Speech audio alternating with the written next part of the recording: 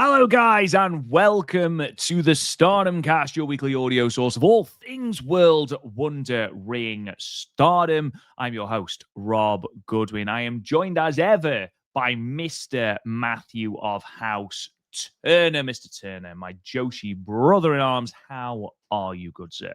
Rob going, I am doing absolutely fantastic as we were just a few days away of Io versus Mayu. Super excited for that.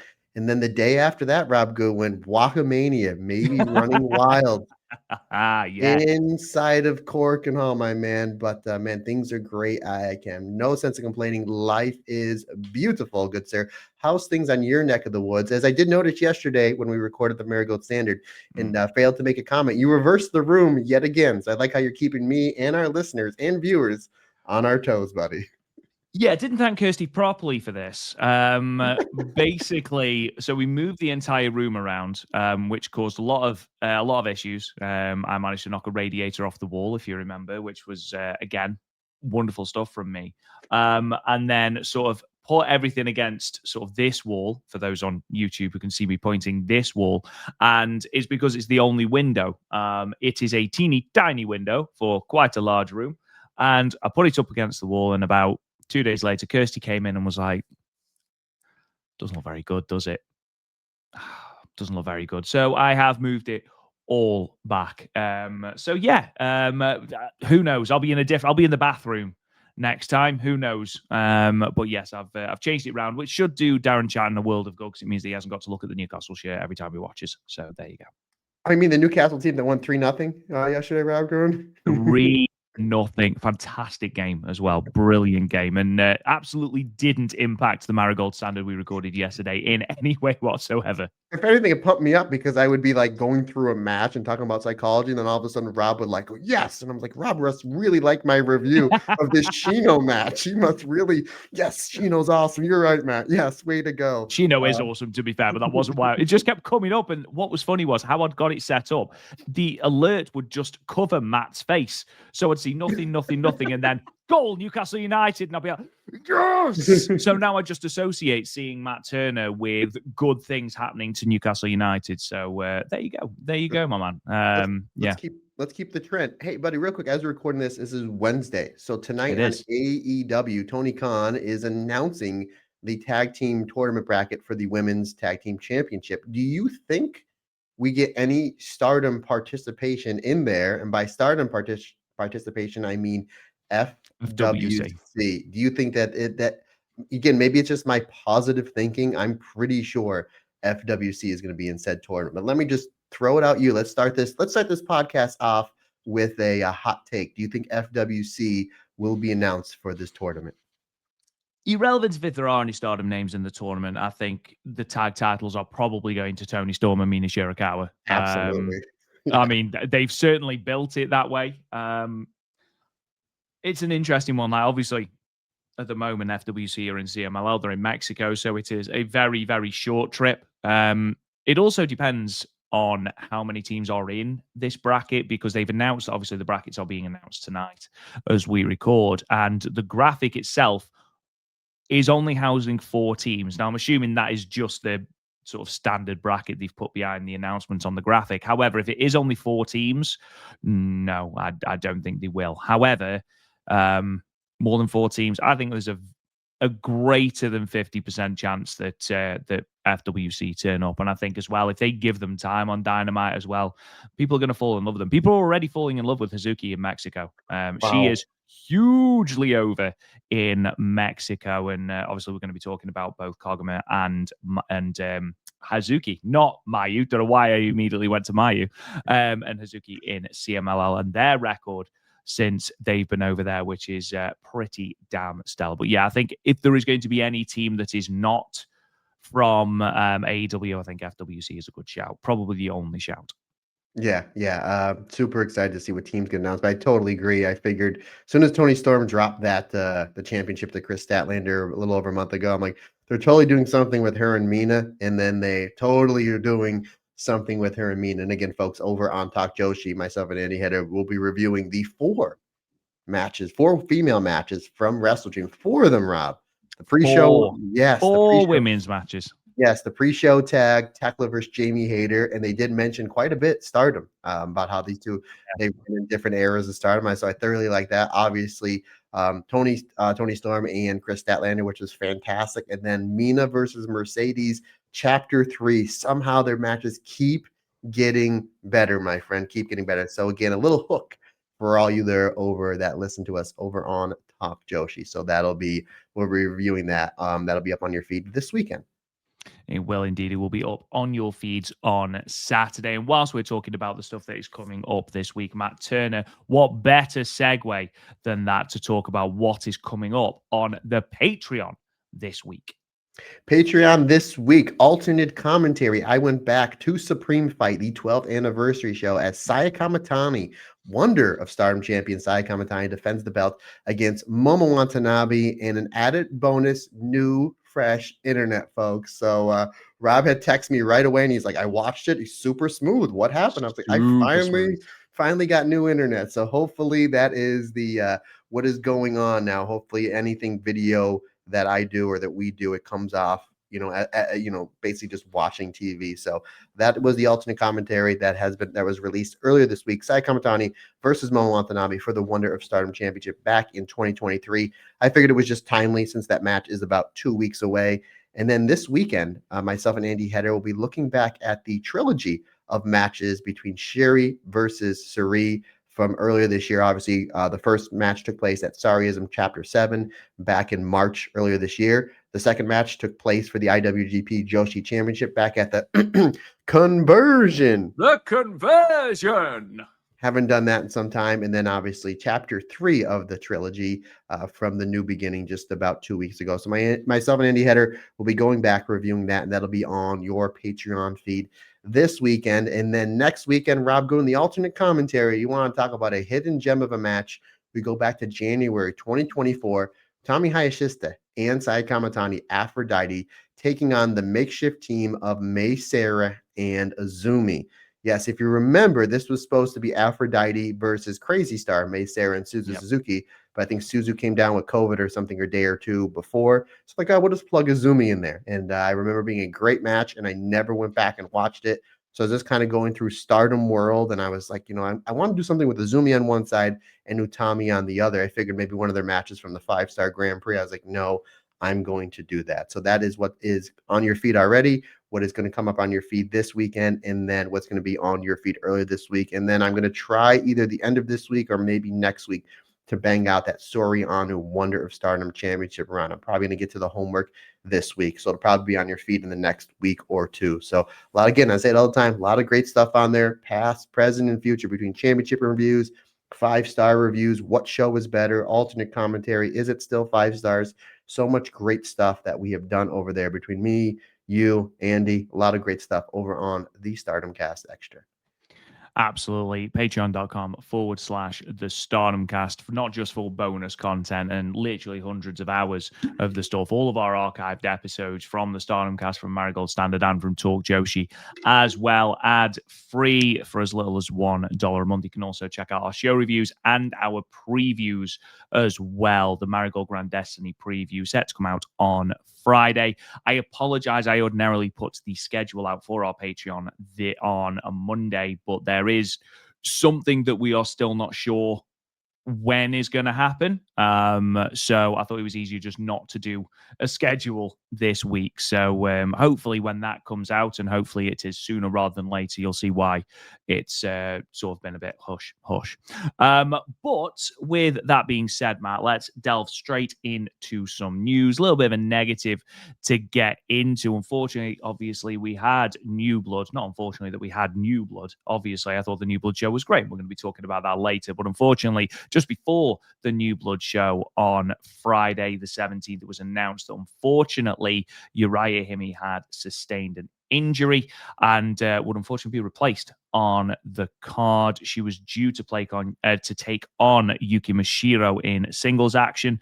However, they did replace her with Mei Seira. So, again, and that was a fantastic match. But obviously, we wish nothing but the best for Uriah Hime. She wasn't on the show from the 18th So again, we are hoping that she is announced for the shows upcoming on the 26th and then Korakuen on the 27th. But obviously, we wish her nothing but the best, Matt. Yeah, did they announce what the injury was? I just noticed there was a last second replacement, and there's that old saying: if you can, when you have a last second replacement, or try to replace it with something just as good, if not better. I love Uriah Hime. May Sarah is one of my favorite wrestlers on planet Earth, Yeah, and hell again, yeah. we are going to be talking about that match where I was like, 4 months ago, we're like, there's nobody in the high speed division. And now, if they book it right, there's like 5 or 6 wrestlers Absolutely. in the high speed division. So we'll get into that. Obviously, if it's something that's not announced with Uriah Hime, it might be something where maybe she just banged up a shoulder or a knee and might need a week or two off. So, and again, we were probably just a few days away of an announcement of the teams for the Goddess of Stardom Tag League. And considering we're recording the Stardom Cast a day early, more than likely that the teams will be announced in a day or two. The chances are they're being announced right now as we record. Yeah, obviously we wish nothing but the best for Uriah Hime. It was announced on the morning of New Blood that it was an injury she sustained on the 16th at the show that we will be talking about. I believe was that Toyohashi? No, that was Himeji on the 16th. So she sustained the injury there. They did say that she wasn't going to be on the show in Toyohashi. However, no more was announced than that. So fingers crossed she will be on the card when they do eventually announce the card for the 26th in Fuji. Because at the moment, nothing's been announced there, and there's only been 2 matches announced for Korakuen, which we'll be going into very, very shortly. At the moment, Matt, it does mean that Stars is just Sayurida and Momokogo because Stars are bare bones at the moment. Obviously, Hanan out with an injury still. No update as to when Hanan is coming back. Uriah Hime is now out with an injury. B. Priestley, obviously, still at home and is coming back, I believe, actually, in the middle of October. So we may see the return of B at Korakuen, especially in time for the Goddess of Stardom Tag League. And then, obviously, yeah, Uriah Hime out as well. So just Sayurida and Momokogo holding down the team, holding down the fort for Stars. I like it how it's like, okay, Stars is depleted. We're going to get B. Priestley in and we're going to get Uriah Hime. Then all of a sudden, B. Priestley goes back to the States and then Uriah Hime's injured. It's like, what just happened? What just One happened? fell swoop. But I tell you what, Sai and Momokogo, they're really holding it down because we're going to review 4 shows, and my favorite match from these 4 shows happened to involve Iida and Momokogo as a tag team, which they usually don't team together. So we're going to get into that. They are holding down the fort. Bare bones is right, but they are doing a damn good job. So you can do nothing but applaud one Momokogo and the Gorilla, one Iida, which, by the way, is back throwing her jacket as high as humanly possible. That ceiling, she was trying to get that jacket stuck in the ceiling. And it's not only just when she would get the jacket stuck in the ceiling, it was like the Stars sweaters, like the sweaters, but this was like her giant, like Godzilla dinosaur style thing with the tail. Yeah, absolutely. It's a bloody danger, that thing. Yeah. So this thing probably weighed about a good 25 pounds, and she absolutely she threw that baby up to the ceiling. So again, obviously, well wishes to all of the injured members of Stardom because you're right. Uriah Hime, Matoy obviously still injured, and Kanai, which we did get. We'll talk about them because we did see them for a brief moment at the Starlight Kid show. Uriah Hime, Hanan, Azumi, Micah, Xena. Micah, Xena, yeah, that's right. Suzu. So oh, that's right. Yeah, even though she did a death match with Jun Kasai. Yeah, absolutely. Even though she was okay to do that death match with Jun Kasai, but even so, yeah, you're absolutely right. Obviously, we wish nothing but the best. Can't wait to see them back in action, especially Matoy and Anne, because they have been out for so long. Really exciting to see them back around the ring. I know that friend of the show, Kevin Mullen, who is out in Japan at the moment, fantastic photographer. Absolutely go and follow him on Twitter because his photos are insane. But he did actually snap a picture of the pair of them at ringside at one of the shows before obviously they appeared at Starlight Kid's 10th anniversary show. So they are clearly being slowly reintegrated to the roster, which is great. Fingers crossed we see a return sooner rather than later. Maybe one of them at Korakuen, because I don't know if you've realized, but on social media as well, they've started advertising their merch, so their towels as well. They're both in their ring gear on Twitter advertising their towels. So maybe we are closing in on a return date for hopefully both of them, but if not both, then one of them. That'd be great. Yeah, I think I talked to him maybe about 2 or 3 weeks ago because I know he put something out. He was flying out there. I said, "You're going to be out there for the shows for the end of the year, beginning of next year." I think he said he's there until March. So we'll definitely have to. Yeah, I was like, wow, look at. The hell, Kevin. All right, yeah, I think he's going to be there until Rock almost on, man. yeah, hey man, good for him. If you can do it, do it. God bless him. But it's definitely something when we get out to Japan in about 2 months' time, buddy. We definitely have to link up with him. So Oh, hell yeah, absolutely. yeah, there's a lot of great people that have been giving me advice where to stay, what to do, all the great shows that they're going to. So yeah, it's a super excited times indeed, good sir. Moving on then, and this might be the piece of news I'm so excited about this bit of news, honestly. So we've had another match confirmed for Crimson Nightmare. We have had the graphic, by the way, for Starlight Kid versus Konami for the Wonder of Stardom Championship. So that is now official. But who cares, Matt Turner? Keep your Saya Kamatani versus Momo Watanabe. We are getting the singles match, okay? And this is going to be the match that sells out Ota Ward. Bozilla versus Saki Kashima, official for Crimson Nightmare, 3rd of November in Ota Ward City Gym. Brilliant. Love this. Their stuff at Korakuen was fantastic. And Saki Kashima being offended at the fact that Sayaka Karura knew exactly what Bozilla was suggesting and then just went along with it anyway. I don't know if you saw Saki Kashima's answer to this tweet. And literally all she put is, why is there a baseball bat? And that is a very good question. I'm assuming because Momo Watanabe. But yeah, her entire thing was, why is there a baseball bat in the middle? I think she's terrified that Bozilla is going to find a baseball bat and use it, which is a reasonable fear to have. Rob, I'm looking at this graphic, and you're right. The baseball bat in the middle, and it looks like Doctor Strange is about ready to come through a portal as It well. does, yeah. Yeah, I get some Doctor Strange vibes. Rob, when is the last time Saki Kashima had a singles match on a pay-per-view? Like maybe the 5-star Grand Prix last year? It's been quite some time. Oh, I don't think yeah. she's had a singles match. I mean, and the way this has been built up is absolutely fantastic. So we knew this was going to happen because they built it up in Cork and even before that. But the fact they're putting this on the pay per view, and correct me if I'm wrong, there's only 3 matches announced for this show: Sai There Kamatani, is, yeah. Momo Watanabe, Starlight Kid versus Konami for the Wonder Belt. Obviously, Sai and Momo is for the for both belts. I believe Sai is putting both New Japan Strong and, of course, more importantly, the World of Stardom Championship. But I just thought that was funny that this is the 3rd match announced. Like no high speed, no big IWGP, no big number 1 contender for a Corkin or for a Dream Queendom. Saya Kamatani and Bozilla. So yeah, super excited for this one to see how this is going to go. Rob, what's your quick prediction on this one? Because I can see this ending in like 2 or 3 different ways. But my quick prediction is Bozilla just ragdoll Saya Kamatani for 5-6 minutes. And then she like stalls to give the drill a whole pile driver. And then Saki Kashima rolls her up in the Kishikazai. That's my prediction on what's going to happen. There is a part of me that wants to see that and watch the chaos unfurl and watch Bozilla chase Saki all the way around Ota Ward after she gets a shock win. Big building. Yeah, absolutely. And I do think it should take up about half an hour of the pay-per-view. And I think they should keep cutting back to it like an episode of Raw. So after every match, you just see Bozilla chasing Saki around a different part of Ota Ward. They're in the concessions bit. They're outside in the car park and Saki's hiding underneath the car. You know that scene in Jurassic World where, and I can never remember the actual dinosaur that they brought into the new one. It was like the Indominus, I can't remember. I think it was an Indominus Rex or something. And the way that Chris Pratt hides from him, he hides under a car, cuts the pipe so that he can cover himself in brake fluid so that the dinosaur can't smell him. That is absolutely what Saki Kashima should be doing in the car park of Ota Ward if Bozilla chases her out into the car park. I've never seen any of the Jurassic Parks, but Rob, as you know, I used to work Chikara. Whoa. You've never seen any of the Jurassic Parks? No, Not even sir. the first one? No, sir. No. No, sir. I know a lot of. It ain't so. I know, because in fact, I like the nerd culture stuff, like with the Star Wars and obviously the comic books. And I never seen Harry Potter, and I watched the first. Oh my god! And I watched the first 30 minutes of the first Lord of the Rings, and I'm like, this isn't good. And that was the end of it. Like Lord of the Rings, okay, I can understand that it's quite long-winded. It's literally just it's a lot of walking. Lord of the Rings. I know you're a massive Harry Potter fan, buddy. I know you're a massive Harry Potter fan.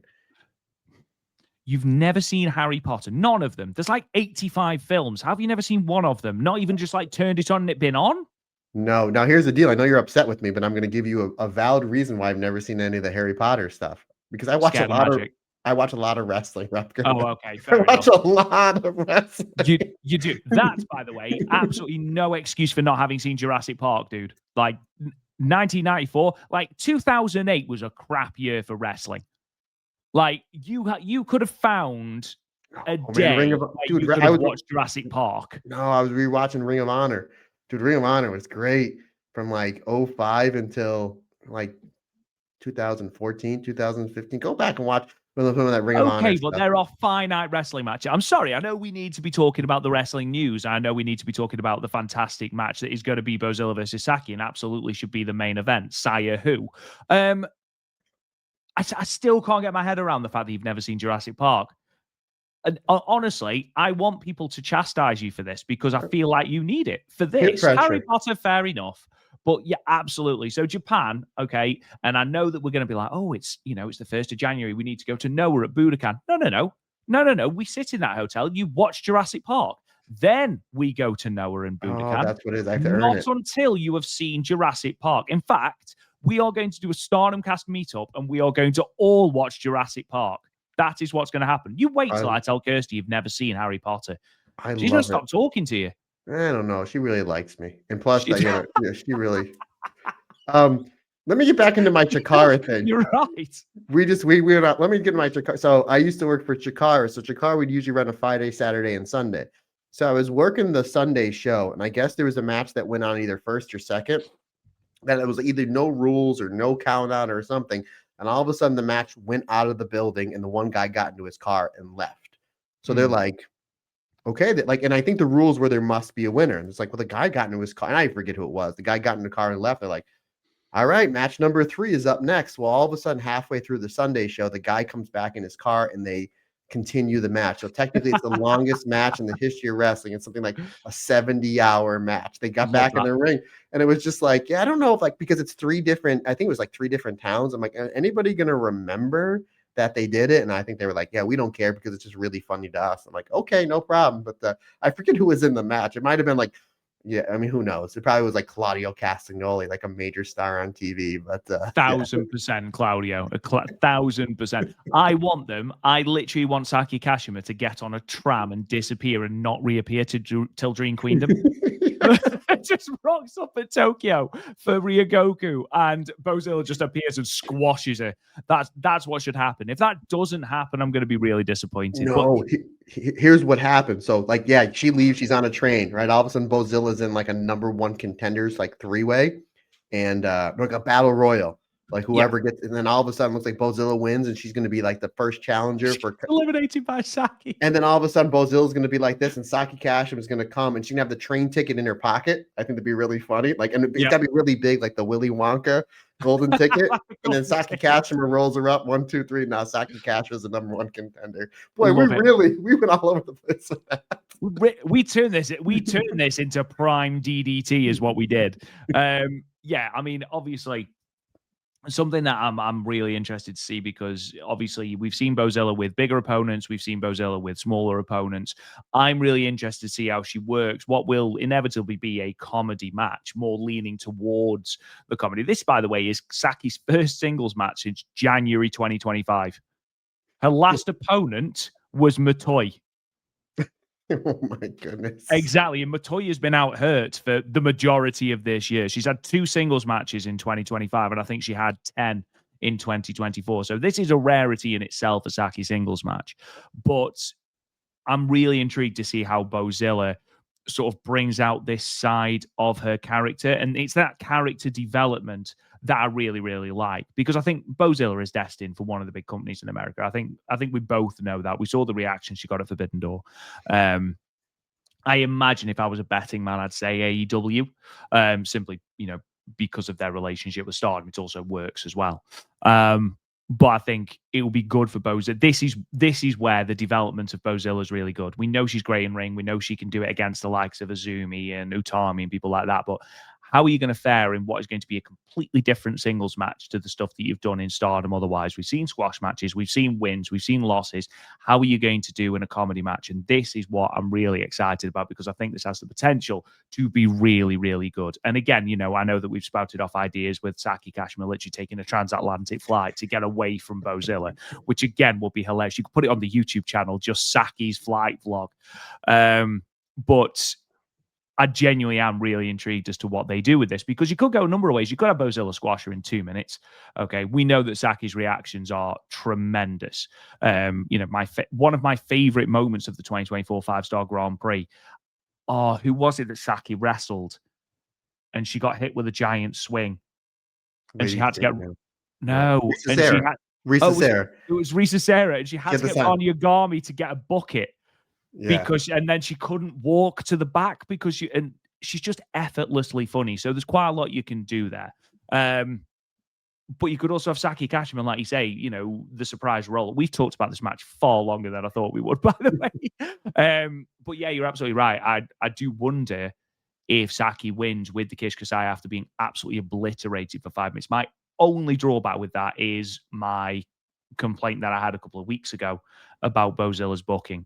We don't want her losing a lot of singles matches, especially if you are eventually looking to build her up into a program with maybe a Starlight Kid or a Saya Kamatani. You don't then want her losing every singles match on pay-per-view. You need some big victories. And I think that's something that Stardom do need to be somewhat mindful of, even though the temptation is there to have Saki roll her up and watch Bozilla just absolutely tear Ota Ward apart. Yeah, it's all a lot of it has to do is as how it gets accomplished. Again, Bozilla Yeah. losing to Azumi, Bozilla came out of that better, even though like Bozilla's twice the size of Azumi. So Bozilla is a great enough wrestler, and Saki Kashima is a great enough wrestler, and the Stardom booking's been really on point this past year. That I'm sure whatever the outcome is, it's going to benefit one Bozilla just because of just how talented she truly is. Let's move on. We have already talked a little bit about this, but Stardom run Korakuen Hall again on the 27th of October, which is this coming Tuesday. Only 2 matches currently announced for that. So we have the tag title match, the Goddesses of Stardom Championship match, which we talked about last week. BMI 2000, Ruaka and Natsuko Tora taking on Mavida Loca, Rini Yamashita, and Itsuki Aoki. And that is confirmed. Match graphic. So it's only official if there's a match graphic. We also have the High Speed Championship match between Meisera and Waka Tsukiyama, which is obviously something that Waka has been pushing for a long time. We obviously know Yuna is going to get another opportunity at some point. Maybe. Do you think they are padding this out until Dream Queendom at the end of the year? Good question, buddy, because again, it was last summer that we thought Yuna was going to win the high speed championship against May Sarah, and the crowd was ready for it. It's a possibility they can do it, or they do it on the next Corkin, which I believe is the first week of November.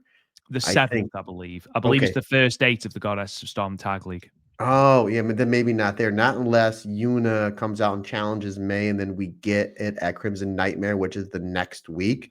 So that's because it's high speed championship. So you don't really need to have the big long Saya Kamatani Tam Nakano storyline to really build into it. So maybe that's where they go. I don't know, but I still think the end game has to be Yuna winning their belt off May Sarah. And then we propel May Sarah up until, maybe wrestling the main event wrestlers. Like, no disrespect to Waka or Yuna, but like wrestling the Starlight Kids, the Azumis, the Saya Kamatanis. But I think May Sarah has all the potential in the world to be a big, big star for Stardom. Well, again, when the time is right. So yeah, I think May definitely gets the win here. And then I think I'm gonna say maybe they just run May and Yuna. It's got to be Cork, and I just talked to myself like that's where Yuna gets her biggest reaction. It's got to be Cork, but then we're into the Goddess of Stardom tournament, so maybe it gets run until December. Yeah, I don't know. We'll see what happens at the end of this, but I do want to say, if you're watching on YouTube, how awesome is this graphic? It looks like that giant pumpkin's coming for the high speed championship. Mm-hmm. And for all you Spider-Man fans, it looks like the Green Goblin is about ready, or has already thrown a whole bunch of pumpkin bombs all over this graphic. But yeah, so and this is Monday, 2 Mondays in a row, right? Because Corkin's Monday and then Crimson Nightmare is Monday. So come on, Stardom, give us something on a weekend. Please, for the love of God. There is 2 Coracans in December. Obviously, there's the Christmas Eve one, which is the year-end Christmas night, presumably what used to be the year-end climax. And then they've got a Stardom Nighter show in Korakuen on the 8th. So you have got 2 opportunities to do that. And then, of course, you have got Dream Queendom as well, where you could potentially do that title switch as well. I mean, she's already... the only reason that I think Waka's not winning is why would you do the time limit draw with Yuna otherwise? Just have May win. I think Waka will have a great match. I think it's another chance for us to get acclimatized with the new rules, with the high speed division before we have what I know that they're going to do, which is the straight up 15-minute time limit without the new rules, just to confuse everyone. Irrelevant of what you think of the rules, I don't like flitting between a new rule set and an old rule set. Don't care if it's because there's been a time limit draw, and I don't care. You keep the rules, especially if they're new and they haven't been used for a lot of the year. You still need to get people acclimatized to that. So that's my 2 pence anyway. I think Yuna wins. I think May wins here. Potentially on Christmas Eve, we see Yuna beat May for that title, where she'll be over 500 days into her run as high speed champion, which is madness. And then I think once May drops that belt, I think this, the same with Azumi, the same with Starlight Kid. I think she needs to graduate away from the high speed division, and I think she needs to be up in that sort of upper echelon where we see her start challenging for the white belt and things like that. Not necessarily winning it, but certainly being in that conversation. Because again, we need to now start looking at other people to come through and padding out that high speed division. I think May Sarah's done all she can in that division. Real quick fantasy booking partner. So obviously May and Hazuki have been going on, say that they want to wrestle each other. And they remain mentioned possibly for the high speed championship. What if it is Hazuki that defeats Starlight Kid to win the Wonder of Stardom championship, and then at Dream Queendom, and then maybe at Supreme Fight, it is Hazuki as the Wonder of Stardom champion. Her V1 is against May Sarah. That would be a great start to Hazuki's Wonder of Stardom championship run. I'm just saying, just throwing it out there. She's not going to win, man. It's going to kill me, but she's not going to win it. It really upsets me. They build her up just to dash our hopes, and it happens all the time. Somebody give Rapco a hug. I mean, there's that. Matt's never seen Jurassic Park. What is today? Moving on then, we had what seemed to be the culmination of the feud between Hate and Team Mayumi Ozaki at Oz Academy's Yokohama Budokan show on the 19th of October. Judgment Waltz, the show was called. 1,989 people announced for that show. Couple of people quite cynical as to whether that was the actual number, but that was what was announced. On that show, the Oz Academy team of Kakeru, Mayumi Ozaki, Saori Anou, Yumioka, and then with Mai Yukihi as a second, defeated the Hate quartet of Tora, Rina Ruaka, and Saya Kamatani, with Mayumi Ozaki last eliminating Natsuko Tora with a chain Hurricane. So again, Mayumi Ozaki does not need to join Hate. Ruaka should have been forced to give the belt back to Saori Anou. She gave her the belt back, and it had just a random plain belt in it. So somehow Ruaka is still in possession of the Open Championship for Oz Academy. So yeah, again, Ruaka has managed to get one up on Saori Anou. The reason I wanted to bring this up, twofold. Mai Yukihi, I talked about Shino having aura. Good grief, that woman came out and it was like, wow. What a star. Obviously, I know she's still injured, but even so, incredible vibes coming off from Mai Yukihi. Also, we talked about it last week, Matt. Do it. Saori Anou, Do it. Saya Kamatani, both eliminated each other from this match. It's happening. I'm sorry, it's happening. It has to happen. Do not be surprised if once Saya Kamatani beats Momo at Crimson Nightmare, we see Saori Anou as the next challenger. Even if it's a Korakuen or whatever it is, I wouldn't be surprised if she is the next challenger. We had listeners at this show, and obviously this was built around Tora and Ozaki. And from when I seen the match went over 40 minutes, from what I understand, it was terrific. But 47 minutes and 51 seconds. And I heard it was great. And again, obviously it was a bloodbath, like no rules that we should have been always getting whenever Ozaki's in this stardom ring, whatever, with her and Tora. A lot of people were saying, man, we had some great exchanges with Saya Kamatani and Saori Anou. So again, if they're in front of 1,900 people, allegedly, and then they try to bring some of that over to a stardom ring, I'm not going to say no. Plus, it's going to be great, and it's a matchup we've never seen before. Soriano's terrific. She's on a completely another level, especially ever as far as star level goes. Ever since her and Natsupoi, their show sold out. It was Oda Ward, correct? Was that No, it was Yokohama Budokan. Yokohama Budokan? Excuse me. So obviously Kamatani's on. I mean, just another level that really nobody's touching.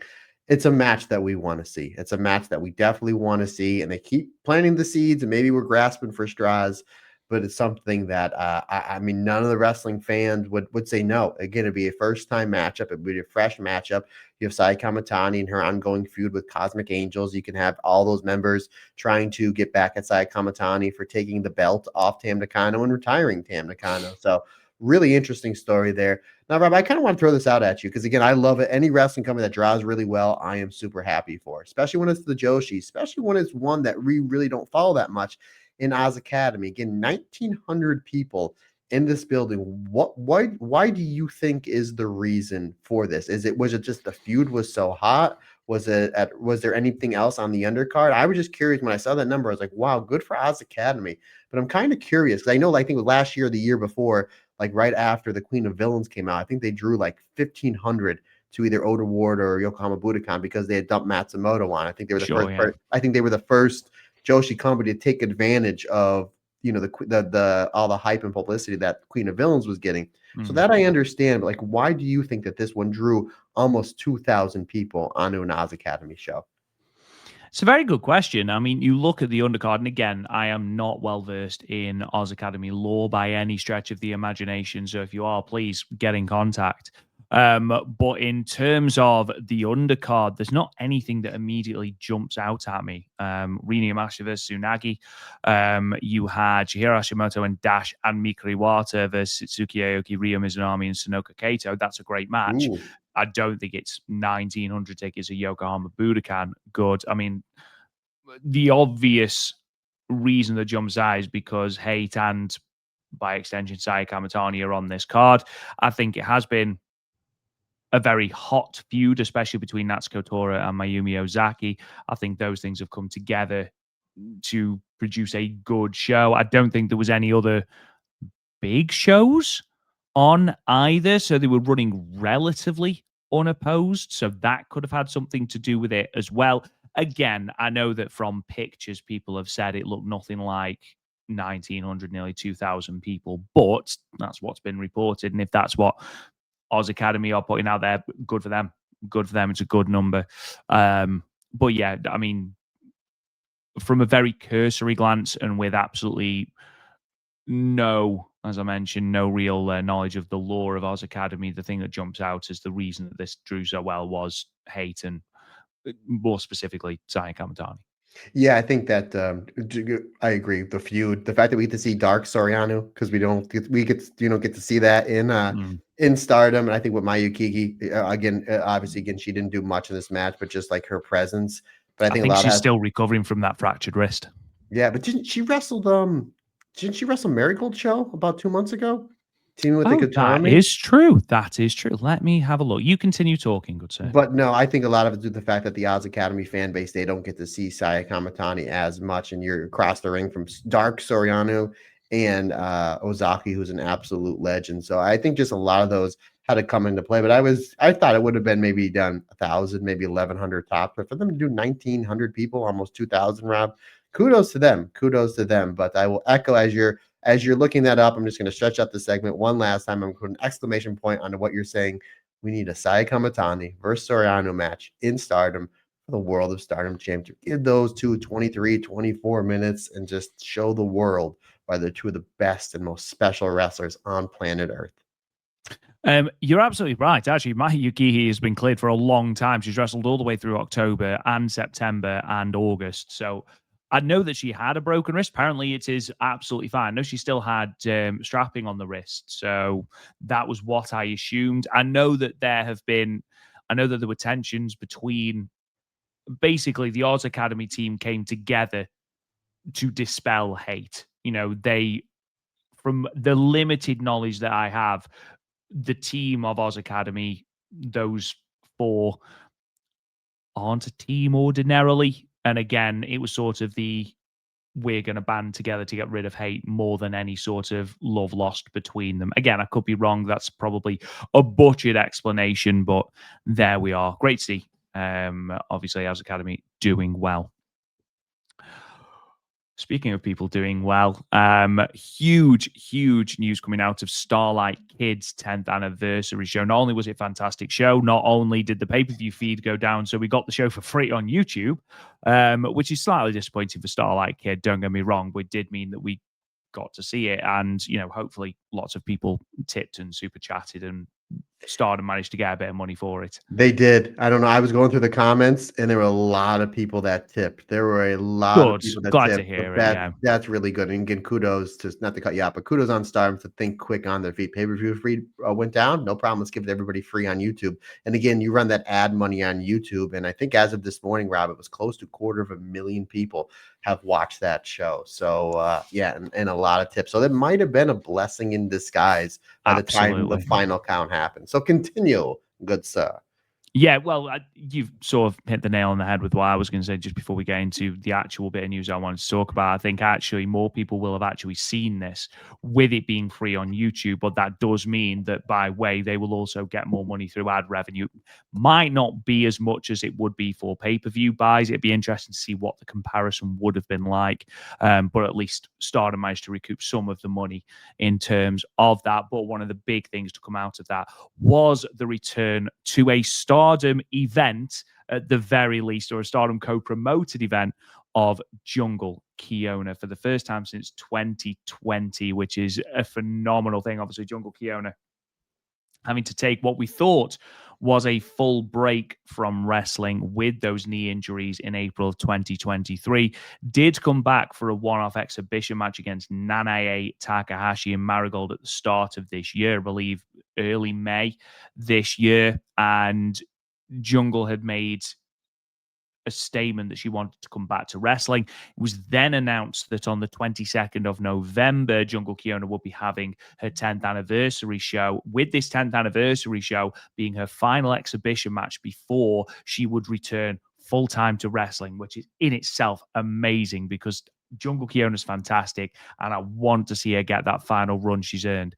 And who is that final opponent, Matt Turner? Well, it has been officially confirmed to be former Jan member Saya Iida. The two embraced after the Rumble backstage and reminisced over old times. And again, Jungle Kyona invited Saya Iida to be her opponent at the Sportiva Arena on the 22nd of November for her 10th anniversary show, and Saya Iida accepted. So really, really good to see this. I'm really intrigued to see what Jungle Kyona does following her return to wrestling, whether she continues with the freelance work she was doing prior to the injury, whether she returns to Marigold. Obviously, we know that the door is open there. Both of us, I think, have got her predicted to turn up in some capacity at Grand Destiny. There's so many mystery opponents that it could be the case. However, here it appears as well that the door is open in terms of Stardom as well. So that's very exciting as well. But this match, Matt, is going to be great. Yeah, I like how it got set up where they were backstage interview and Jungle gave Saya a big hug and she's like, "Are you crying?" And Saya's like, "No, I was sweating. I worked that match really, really hard." So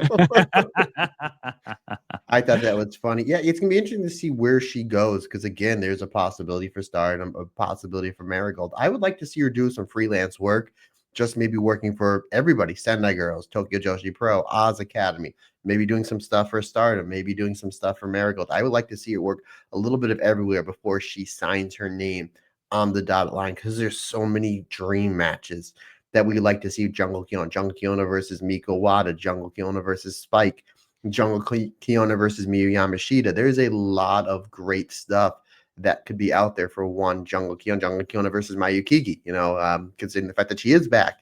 There's a lot of great stuff that she can do. But I mean, what a great way to kind of end this little trial run with against one Saya Iida, who's been on an absolute tear the last year and change. So it's just great to see her back. I didn't get to watch the Starlight Kid show live because again, it was on a Monday. What's going on? Why are we doing shows on Mondays? Selling out too. But yeah, I didn't, like I said, I didn't get a chance to watch this, but I did have a lot of people tag me in tweets that, "Hey, guess what? Jungle Kyona's back." I was like, Interesting, because we figured she would have popped up in Marigold before a Stardom promoted event. But again, wherever Jungle Kyona goes, as long as she's happy, as long as she's doing the thing that she loves and the thing that she's great at, professional wrestling, I know us fans will all be happy campers. Saya Kamatani returns to TBS. We knew that she would obviously be graduating from her TV appearances. Obviously, had the first televised Japanese women's match on terrestrial television in 50 plus years, which is incredible. 23 years. It was the first on TBS in 50 plus years, which again is absolutely insane. She is returning to TBS though, because she is going to be taking part, and again, I apologize if I butcher this name, on Kunoichi, which is a women's obstacle course competition, very similar in style to Ninja Warrior. So we are going to be seeing Saya Kamatani on that TV show, 24th of November. Very excited to see how the Phoenix Queen does that, because we know she's very athletic. We know she is, very flexible. We've seen in the moves that she does and the flexibility with which she performs them. This is a completely different kettle of fish, this one, Matt. A lot of questions come to mind, Rob, as we're looking at this graphic. All these women next to the side, Kamatani, they're on her workout gear, and Kamatani's in her wrestling gear. So does she compete in her wrestling gear? Absolutely has to. That's one. And another thing that's going through my head, Rob, is my 94-year-old grandfather, my hero of heroes. He loves American Ninja Warrior. Like, that is his new favorite show. So Okay. maybe I can show him this, and then maybe by proxy he becomes a fan of Saya Kamatani. So that's Saya Kamatani's for all ages, buddy. Absolutely. Saya Kamatani is for the grandparents. That's what we need to take from this segment. I'm sure that this will have clips all over the internet when it does come out. So looking forward to seeing how she does with that. A couple more bits of news. Obviously, we know that Hazuki and Koguma are currently in CMLL, had their first show on the 17th of October, have done shows on the 17th, 18th, 19th, 20th, and 21st of October, and have not only wrestled 5 back-to-back shows, but have won all 5 of their matches, are currently 5-0 on these events. Matt, I know that you watched the show from the 17th, specifically the Hazuki, Kanji, and Koguma match, and the Mercedes Moné match as well. But what were your thoughts in regard to FWC's first foray into Arena Mexico? First off, I've never seen Kanji before. I was thoroughly impressed with her. I thought she was fantastic. She's great. I kind of wish she was on the opposite end, because I really think she'd have great chemistry as an opponent of Hazuki and Koguma. I thought the match was just okay, like for an FWC match. I thought obviously Hazuki and Koguma and Kanji, I thought they were both great. Again, the match wasn't bad. It wasn't excellent. I thought it was just okay. But boy, howdy, the most important thing to take out of it is how crazy Hazuki was over. Hazuki gets the win with the top rope senton, and they show the crowd, and people are high-fiving in the crowd as if like it's your favorite sports team, and they hit a home run or scored a touchdown or scored 3 goals in one game, like we saw you do the other day, Rob, on the Marigold Standard. Like, I Absolutely. was like, man, Hazuki's over to the point where it's like this was her, I think, her first time in Arena Mexico, or first time in at least a long time, and people are high-fiving with the Hazuki win. So clearly that she's over. Obviously, this is the only match that I've seen of FWC in CMLL. And again, the match by no means was it bad, but it wasn't like FWC versus Crazy Star. Sure. Again, still really good stuff. Again, Kanji, completely blown away how great she was, and hopefully, Hazuki and Kagama put it in the word for her, because I would love to see her do a tour in Stardom. Again, the most important thing to take over is, or take out of this, is how crazy over FWC are in Mexico on their first tour. So again, it is worldwide FWC, and hopefully that worldwide comes over the United States for the AEW Tag Team Tournament, buddy. Fingers crossed.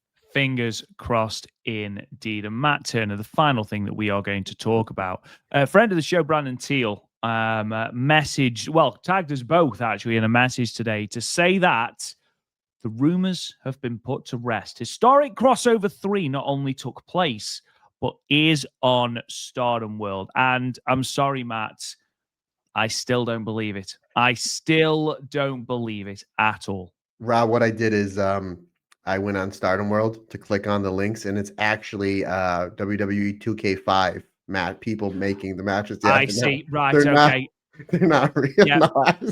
Guys, come on. We're better than that.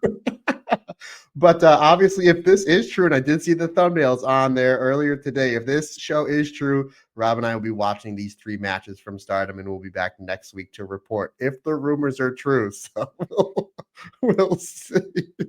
Absolutely. Just speaking of Miyu Amasaki, something that I didn't initially put on the news, and just something I want to mention, obviously. Unfortunately, she did put something out about an AI generated video, which was rather tasteless. And she put something out and said, I don't want to have to keep saying this, stop making AI generated videos of me doing stuff that I haven't done. Just be better. Don't do that. There's no need for it. Just, again, I know this is a PG podcast, but don't be a dick. Okay. Just don't be a dick. Be a good person. Be a good person. That's all I'm going to say. Be a good person. Let's talk then about these shows. Now, full disclosure, we are going through 4 shows today. Okay. The 2 house shows from the 16th and the 18th, we're not going to spend a great deal of time on, simply because otherwise this podcast is going to be about 30 hours long. We will spend obviously a little bit more time talking about New Blood, and we will spend a little bit more time talking about Starlight Kid's 10th anniversary show. But for the house shows that we are going to be talking about, we probably will just fire through them. So with that in mind, we first go to Himeji for the 16th of October 2025. From the Arcria Himeji in Hyogo, the announced attendance 301 people.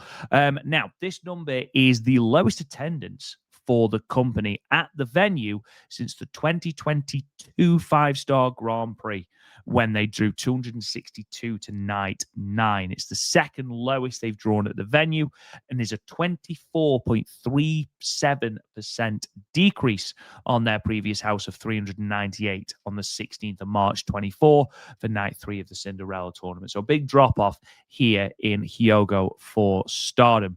The results for this show are as follows. In a tag team match, Emma Maishima and Momo Watanabe defeated Saya Kamatani and Kikyo Furusawa. Momo pinning Kikyo with the B driver in 10 minutes. That match was made available for free on YouTube afterwards. Tag team match followed that. Rice or Bread, Hanako and Waka Tsukiyama defeated the Stars team of Saya Iida and Yorihime with Hanako, submitting Yorihime with the Boston Crab in 12 minutes and 2 seconds. 4-way match next. Meisera defeated Rina, Rani Yagami, and Momokogo with a pivotal 6 minutes and 58 seconds. Mei pinning Rana. Tag team match. Neo Genesis, Starlight Kid, and Miyu Amasaki defeated the hate team of Konami and Fukigen Death. Miyu getting the roll-up win over Fukigen Death with the Amana Hashidate in 9 minutes and 17 seconds. In your semi-main event, BMI 2000, Natsuko Tora and Ruaka, they defeated the Maivida Loka team of Akira Kuragane and Rini Yamashita, with Ruaka pinning Akira with a freezer bomb in 13 minutes and 15 seconds. And then in your main event, 8-woman tag team action, the Cosmic Angels team of Natsupoi, Soriano, Sayaka Kurora, and Yuna Mizumori defeated the God's Eye team of Amisori, Saki Kashima, Hina, and Lady C, with Natsupoi pinning Lady C with the fairy ring in 15 minutes and 57 seconds. Matt, let's talk about this opener then, because I think it's fair to say that this had quite a lot of gravitas going forward into Crimson Nightmare. We haven't seen a great deal of Saya Kamatani and Momo Watanabe on opposing sides ahead of this red belt match, and it's an interesting dynamic with them, A, both being heel, and B, both being a part of hate. I was intrigued to see how we were going to start building this show, as we are only, less than 2 weeks away from this show. How do you think that match did in regards to that? This was excellent for a lot of different reasons. You're starting off your show with a hot opener, with your main event of your next pay-per-view, and then you're with against Sai and Momo on opposite sides, and you have your two rookies in Kikyo and Emma basically getting the rub. Obviously, they're afterthoughts, no disrespect to them, going into this match, but this is your opener. You're setting the pace for Crimson Nightmare, and as you mentioned before, partner, you put it free on YouTube. Saya and Momo, they start off throwing bombs. And I was like, man, I am so excited. As great as their Wonder Stardom Championship match was 2 years ago, they are two completely different wrestlers. Saya Kamatani on these two house shows she was on, again, they're house shows. She's still wrestling as like the best wrestler in the world, like not holding anything back. Again, the Momo and Saya stuff was great. Kikyo and Emma were terrific as always. Again, always improving. Again, look who they're putting. Look, when they're putting this match together, who are the two other people in the ring? Sai Kamatani and Momo Watanabe, two of the best wrestlers in the history of this company, about to do war against each other. In just a few weeks' time. Again, I thought Emma was great. Saya gave Emma a lot in the match, making her look really good. And then Momo gave a lot to Kikyo. And by giving a lot, I mean giving her a lot of a beating, really dominating her. It made sense for Momo to get the win as she's building more momentum to her championship match. I gave this match 3 3/4 stars. Excellent way to start start the show, and super excited for Saya versus Momo coming up on a Monday in just about 2 weeks' time. Not a fan of this Monday pay-per-view, are you? No, I like to watch these live, buddy. I like to watch these live, and it's just like, man, I mean, yeah, obviously I want to watch that match live. It's like, man, I got to get up, do that, and then go off to work. Brutal. Moving on, then we move to the tag team match: Hanako and Wanako. Hanako and Waka. Wanako defeating Stars. Obviously, a little bit of a sour taste in this match, as this is where we know Uriah Hime picked up that injury. It wasn't clear where she picked up the injury, obviously, from watching this match, but otherwise, a fairly standard tag match. Hanako and Iida have interesting chemistry. That's something I wouldn't mind seeing explored a little bit more. You're absolutely right, buddy. I totally agree with you. Again, two very hard hitters. Obviously, Hanako, one of the taller wrestlers in this company. Iida, one of the strongest and one of the hardest hitters. And Iida wrestles like she's 7 feet tall, which is basically goes to how great of a wrestler she is. You're absolutely right. Really great chemistry with Iida and Hanako. Waka and Hanako, again, they're the new blood tag team champions. They got to be pegged to be a team coming up in the Goddess of Stardom Tag League. And they did a great job really making them look dominant here. Uriah Hime, she was great in her certain spots, don't get me wrong. And you're right, I don't know where she picked up the injury, but ultimately just a really, really solid tag match. 3.5 stars for me. So sorry, I'm just gonna have to cut this off. I've just realized. Taro Okada went to CMLL to see Hazuki and Koguma. Obviously, they're out there at the moment. Went to Arena Mexico to watch the show. Hazuki and Koguma were in Guadalajara at a completely different venue. So he got pictured in the crowd at Arena Mexico at a different CMLL show than the one where his two wrestlers were. So CMLL is running 2 different shows at the same time. apparently, there was one in Arena Mexico, one in Guadalajara, and Hazuki and Koguma were on the one in Guadalajara. And it just looks like Taro Okada was just like, I'm going to go to Arena Mexico for a couple of days. It's such a Mayu thing to do. It's such a Mayu thing to do. I bet. But again, it's a historic venue. Maybe he just wanted to go to Arena Mexico. Yeah, good for him getting out there. You know what I mean? Like literally traveling across the world to support his wrestlers. You gotta, God, nothing but love for Taro Okada. To support his wrestlers at a different city. He didn't mean to. You don't know that. He could have meant it. He could have just wanted to go to Arena Mexico. Who knows? For Corona. Absolutely. Why not? 4-way match. Meisera Momokogo, Ronnie Agami, and Rena Matt Turner. Opinion, please. This was fantastic. Again, Meisera, high-speed champion, Rena, the future of this company, Momokogo, and Ronnie Agami, both on an absolute tear these last 5 or 6 months. Again, we made mention of certain wrestlers they can plug in that high-speed division. Momokogo, we've seen her. She challenged Azumi back 3 years ago for the high-speed championship. Momokogo is fantastic. Her exchanges with Meisera were really, really good.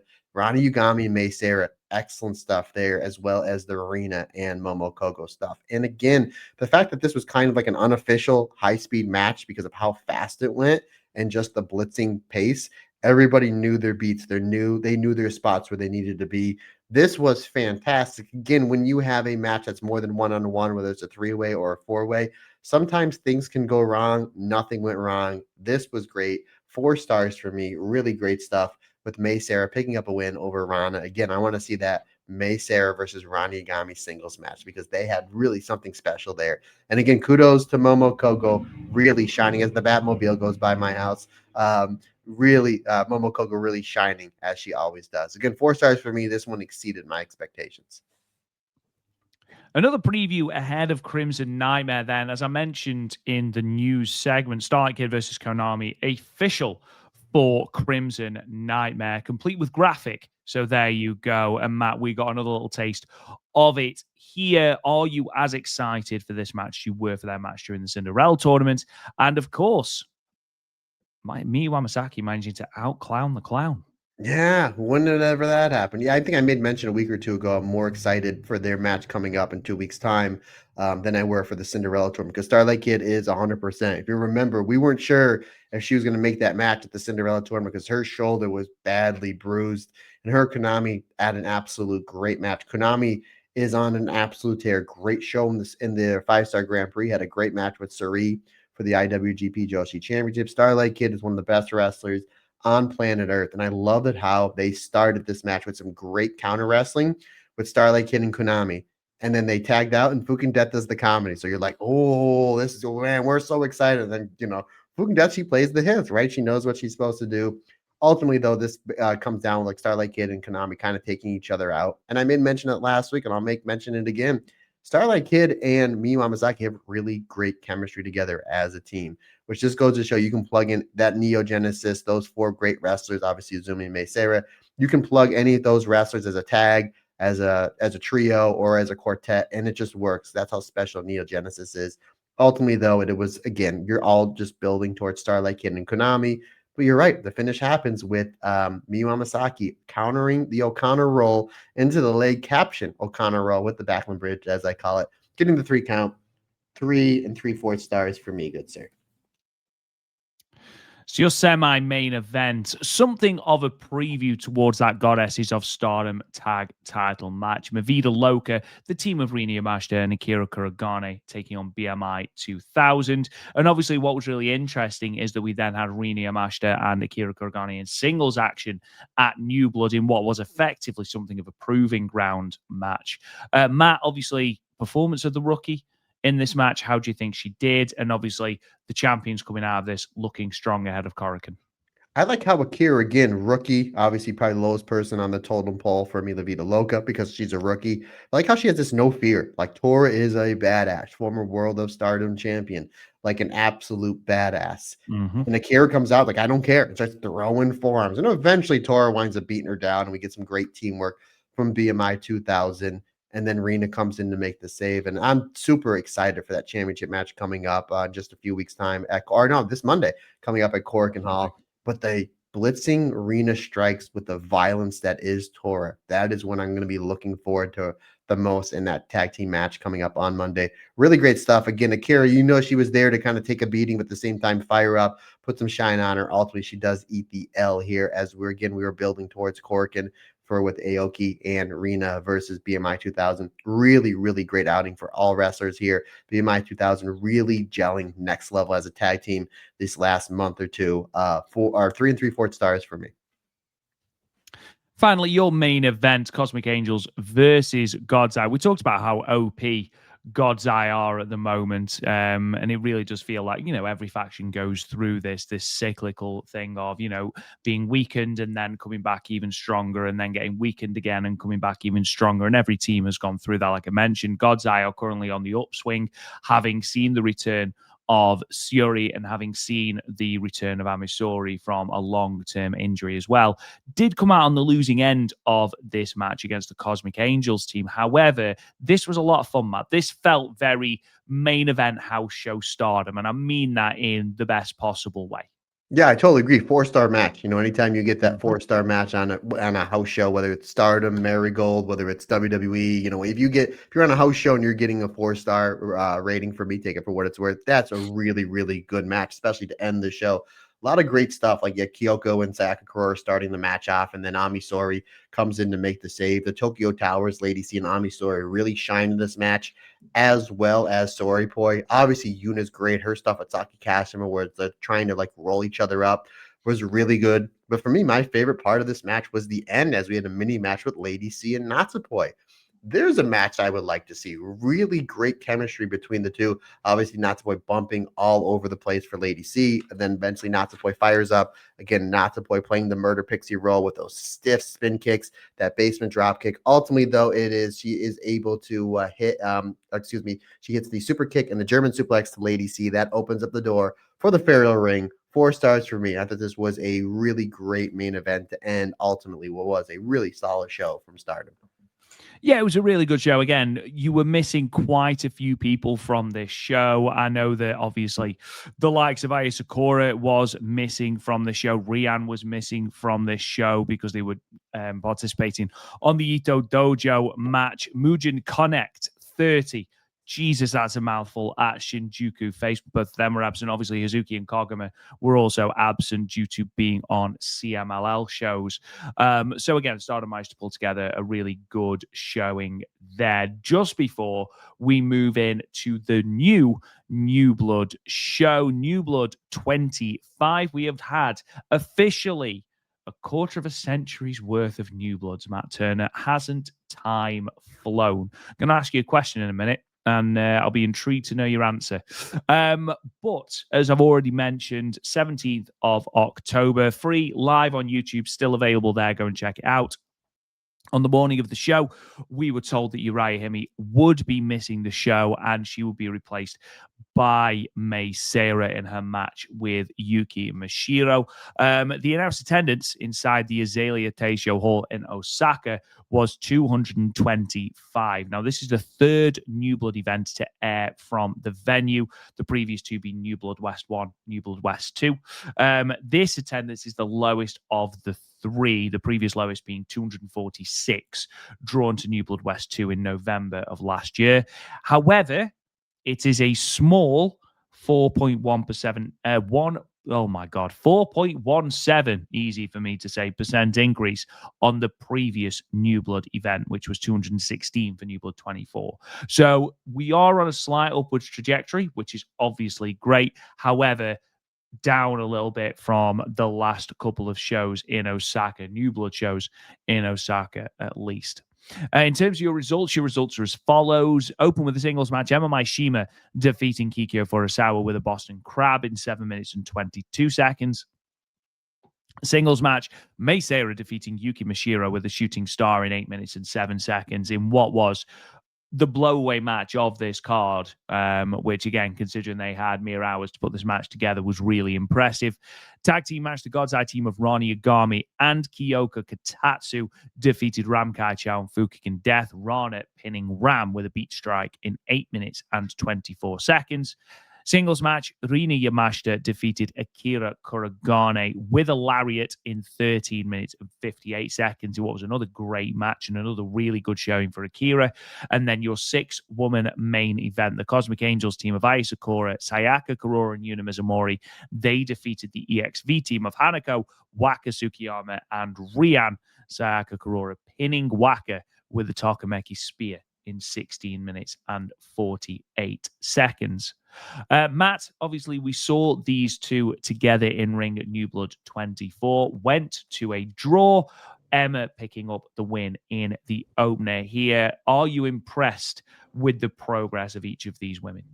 Yeah, the match was so nice they had to run it back again. So absolutely. Yeah. Was so nice they had to do it twice. Absolutely good. So I thought Kikyo would have gotten the win here because I think she seems to be the more over of the two. Again, as far as who the better wrestler is, it's still too early to tell. But it was nice seeing Emma get a win here, to open up New Blood. Again, it's on YouTube, so it's really accessible to pretty much the entire world. Really great stuff. Again, these two had a 50-50 match, New Blood 24. Kind of had a 50-50 match here. But it really was Emma kind of just targeting, using more psychology, more strategy, targeting the lower back and the knee of Kikyo, eventually submitting her with the half Boston Crab.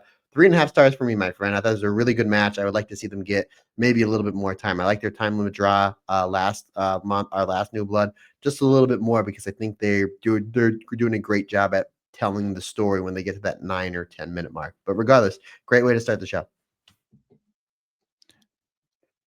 Match of the show for me. Mei Seira versus Yuki Mashiro. Obviously, I know that you text me saying this was great.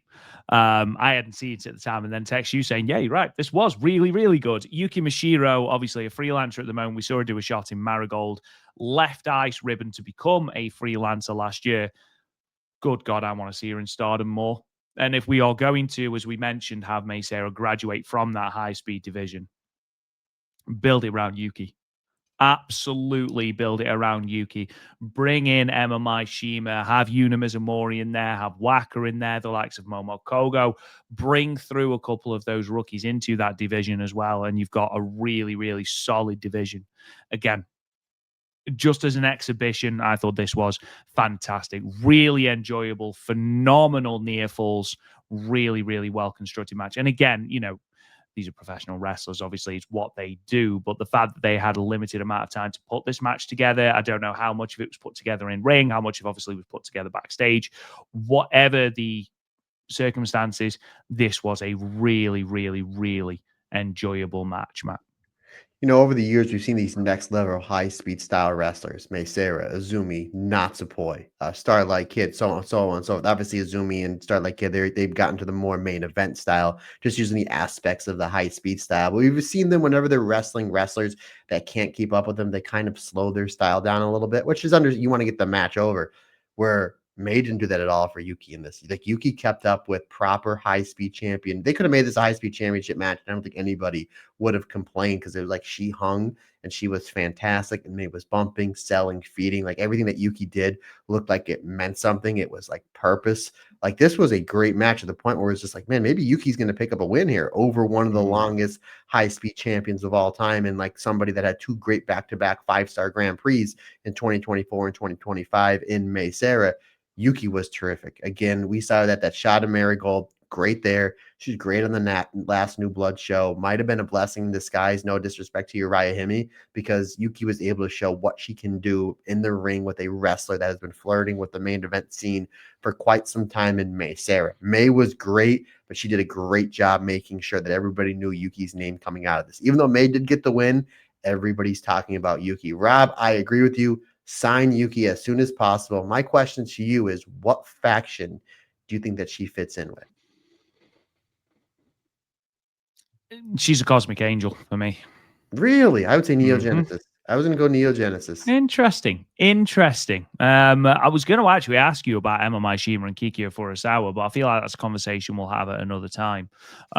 Just because it does seem that we are slowly but surely putting them more and more into the spotlight. And I do wonder with the reintroduction of Ann Kanai and Matoi as well when they come back from injury, I feel like we are going to see Emma pushed a little bit more up the card and Kikyo as well. Moving on from this, we had the tag team match God's Eye versus the team that we haven't ever had, and I'm amazed we've never had them, Ram and Fukigen Death. Matt, what were your opinions on this? Let's not beat around the bush here. This groundbreaking team in Death and Ram. You kind of have your two killers, for lack of a better term, on with your God's Eye trio of Kyoto Katatsu and Rani Yagami, but they were ousted by the comedy and the experience of Ramkai Chow and Fukigen Death because their wrestlers have been all over the world twice over. So you kind of had like Rana and Kikyo going in there like looking to like take some heads off and break some arms. Where Fukigen Death and Ram like, no, we're here to have fun. Like they did the cart spot. For some reason, whenever she does it, I always think of Gambit. I just think of Gambit from the X-Men throwing the cards. I just don't. That's just the visual that I get. So you had your really fun stuff, and then eventually Ron and Kyoto were like, "No, we're here for pain." And eventually, it's Rana able to hit some big strikes onto Fukigen Death, putting Fukigen Death away with the beat strike. I thought it was fun. 3.25 stars. Again, you do serious versus comedy. It worked. It was fun. 8.5 minutes. I thought it did what it needed to do. Told a couple different stories, and the main thing is what it entertained the crowd because the crowd seemed to be really into this. Akira Kurogane versus Rina Yamashita, and this was great. This was really fun. It was probably my second favorite match of the card, simply because it put a spotlight on Akira. And this is exactly why I love the New Blood shows as a concept. Again, yes, they're not the most well attended shows, and very rarely are they canon. However, this for me is the perfect platform for Akira Kurogane to have that 15-minute match, because she's not going to get that on a main card, certainly not yet. So to see her have that against an established talent such as Rina, who, again, this is a proving ground. We've seen Akira take a lot of losses from Vida Local. We saw Bozilla's frustration at that boiling over at Korakuen. It's great to see her have that opportunity to really showcase what she's able to do, Matt, coming out on the losing side. However, do you think she proved herself to Rina following this? No, that round 14 minutes. This match almost went 14 minutes. Singles match. Again, Exactly. you don't have a Bozilla you're teaming with. There's not other. It's a one-on-one singles match. And again, when I watch wrestling, and I always say I watch wrestling different than most. I'm not saying it's better. I'm not saying it's worse. I just watch it from a pro wrestling aspect of how are they putting this match together. This is a match that it's like, okay, we'll do this. The finish is a lariat. I'll see you out there. Because this match just seemed like it was a lot of walking and talking, as the late great Tracy Smothers would say. A lot of it seemed like it was being put together in the ring, which sometimes is really, really good because you can kind of get your character over. You can react to what's going on, not worrying about the next contrived spot. This was great. Akira really did prove herself. And it's great seeing Rina in a Stardom-esque ring in a singles match for that long. I'm a massive fan of Rina Yamashita. We did get to see her wrestle Maya World at that Marvelous show in Vegas, where it was a wrestling match, a hardcore match, and then a comedy match. And then Rina tried to bribe the ref. Like, Rina's created a whole bunch of different styles. So I'm glad they're utilizing her more into current day Stardom, because I think she fits in really well with this roster. Again, really great stuff. Akira, she took a licking and keep on ticking. She really showed that Antonio Inoki style fighting spirit in this match. And then Rina hitting that massive lariat for the finish. Yowzers, do that more often, please. I want to see Rina versus Lady C, the big boot versus the lariat. That's the way I want to go. 3 3/4 stars. Really fantastic stuff. And again, I'm just shocked in the best way possible that this match went about 14 minutes. They gave Akira time to either sink or swim. Even though she ate the L, she swam and swam really well, Rob. As soon as this was put on in the semi-main event, I knew they were going to give it time, which is great. And again, sorry to sound like a broken record, is the exact reason why the New Blood concept was built and has done exactly what it needs to. It's done wonders for the likes of Waka Tsukiyama, for example, who, of course, they are going to be challenged, they being Wanako, for those New Blood tag team titles at the next New Blood event. Sayaka Kurora pinning Waka in this match. Following the match, her and Aya put forward a challenge for the New Blood tag team titles, one that Hanako accepted. I think Rice or Bread's reign with the belts might be coming to an end. We've seen Aya Sakura challenge with Yuna Mizumori as a partner and fail. We've seen Aya Sakura challenge Hanako for the Future of Stardom Championship and fail. I don't see Sayaka Kurora and Aya Sakura failing here, especially as Hanako is currently the Future of Stardom champion. She doesn't need both belts. It ties up the tag belts when Hanako is in a Future of Stardom title defense or whatever on these New Blood shows. Makes sense to split them off. Again, Rice or Bread have done a tremendous amount with these belts when they have actually defended them, because it's been a while actually since we've seen them defended. I'm just going to quickly check how long they've actually been champions. It was beginning of this. I think it was the beginning of the summer. They are now officially the longest reigning New Blood tag team champions. 300 days they have been champion. Got them on Boxing Day last year. So again, do they need to hold them anymore? No, I don't think so. I'm hoping that EXV are soon going to be padded out again with people. I mean, Micah, I'm assuming we saw her take a bump in the ring. Not quite ready, apparently, to be taking bumps in the ring, but hopefully she'll be back sooner rather than later. Obviously, I know that Xena is still out. We haven't heard a lot from Xena. I'm hoping that she is going to be fit soon as well. Hopefully, we see more members being added to EXV. And again, I think ultimately a change of titles is going to do a lot for them, and I think it's going to do a lot for Sayaka Kurora and Aya Sakura as well. Yeah, and what I would do, I would have Sayaka Kurora pin Hanako. to win the belts, and then this way she can challenge for a future Stardom Championship. You set that Sure. up right there. Maybe at a New Blood. We keep saying, why aren't we doing this at a New Blood? Rena did it all the time. I think half of her title runs, our matches were at New Blood. This was great. We knew it was going to be. This was my second favorite match of the show. Obviously, Yuki and Meisera was my favorite, as we talked about in glowing terms just a few minutes ago. But you have some great members of Cosmic Angels versus all of EXV, all of healthy EXV. And again, I say it all the time. I'm going to say it again. I love this trio of Stone Cold Ryan, Waka, and Hanako. They work so well together. And the great thing with these three members of Cosmic Angels, Rob, is obviously Aya and Sayaka. That is the team that is going to be going for the New Blood Championship. But if you remember, with Sakura Daman, Aya, and Yuna, that really stole the show at last year's Goddess of Stardom Tag League, and they showed flashes of that great brilliance in this match. Rian was great. She had some really great sequences with Sayaka. Yuna was the hammer in this match as well as Hanako, so you kind of had your heavy hitter on both sides. Waka's great in everything she does, whether it's the comedy, the selling, then when it's time for her to get serious and fire up. She's so great at so many aspects of professional wrestling that you're really starting to see it utilized more, especially now going for that high-speed championship. Ultimately, though, really great match. It did what it needed to do. You knew that you needed to have Aya and Sayaka get a win over either Hanako or Waka.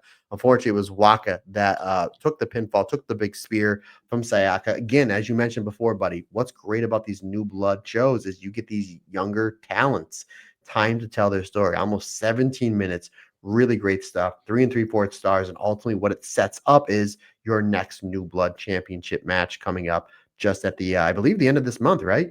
It is indeed. I believe. The I will just 30th. double check. I think it is the 30th.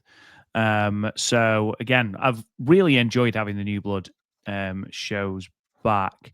Let me just have a look. Yes, Thursday, the 30th of October. And I believe that is in the Tokyo Square Itabashi. So a show that I know that, or a venue, should I say, that they've sold out the last couple of times, even if it was with a slightly smaller attendance. Moving on from this show, another, by the way, really, really just tight, quick-paced, enjoyable show.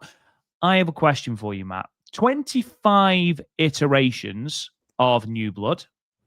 We've seen a lot of different things happen on New Blood shows. We've seen the debuts of the likes of Miyu Wamasaki, Yuzuki. We've seen the advent of the New Blood tag team titles. We've seen Karma and the dreadful voice changer. We have seen a fantastic match, Meisera and Yuki Mashiro. We've seen Tam versus Tam. My question to you is, of the 25 New Blood events, what's your favorite moment of the New Blood series so far? Oh, Waka getting her first win. Yes, Waka getting her first win. correct. I think Waka is the New Blood MVP. Yep. And I think now nothing was more. I don't know if it was you or Andy Head or both of you guys. I text that when she started up this YouTube, they basically had a like Waka. They were filming Waka. They were filming Waka going from like store to store, like trying out different things. And I'm like, they are doing such a great job with everybody. Don't get me wrong. Starlight Kid doing the Smoochy Girl video, whatever, and everything to do with Icon. They're doing a great job getting everybody out there to the. Did I say that right? Was it Smoochy Girl? Is that the name?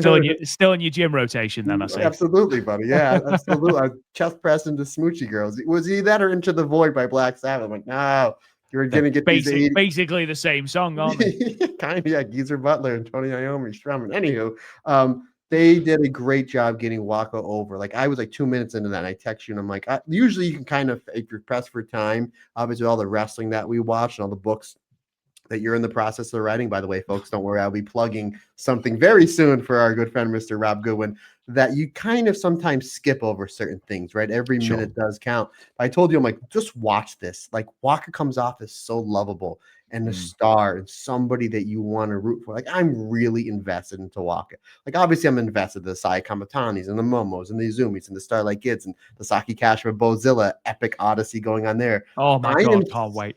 I am so invested into Waka, especially with that. Like, how do you not root for her? So I just thought that was great. Again, that is my favorite moment. I think Waka is the New Blood MVP, my friend. But let's say you have a certain favorite moment as well. I deliberately didn't mention the Waka Nanae Takahashi match because I knew you would say it, and it's mine as well. I thought that the debut of Yuzuki was great. I thought the debut of Miyu Amasaki was really good as well. The way they packaged that, sort of almost packaged the entire of that event around the debut of Miyu Amasaki. Loved Tam versus Tam. Thought that was hilarious. And then again, yeah, New Blood Premium was tremendous. It's really been the only time that New Blood has been canon, really, in the wider Stardom story arcs. And it's still so wild to me that Nanae Takahashi was only pinned maybe twice in her entire second run in Stardom.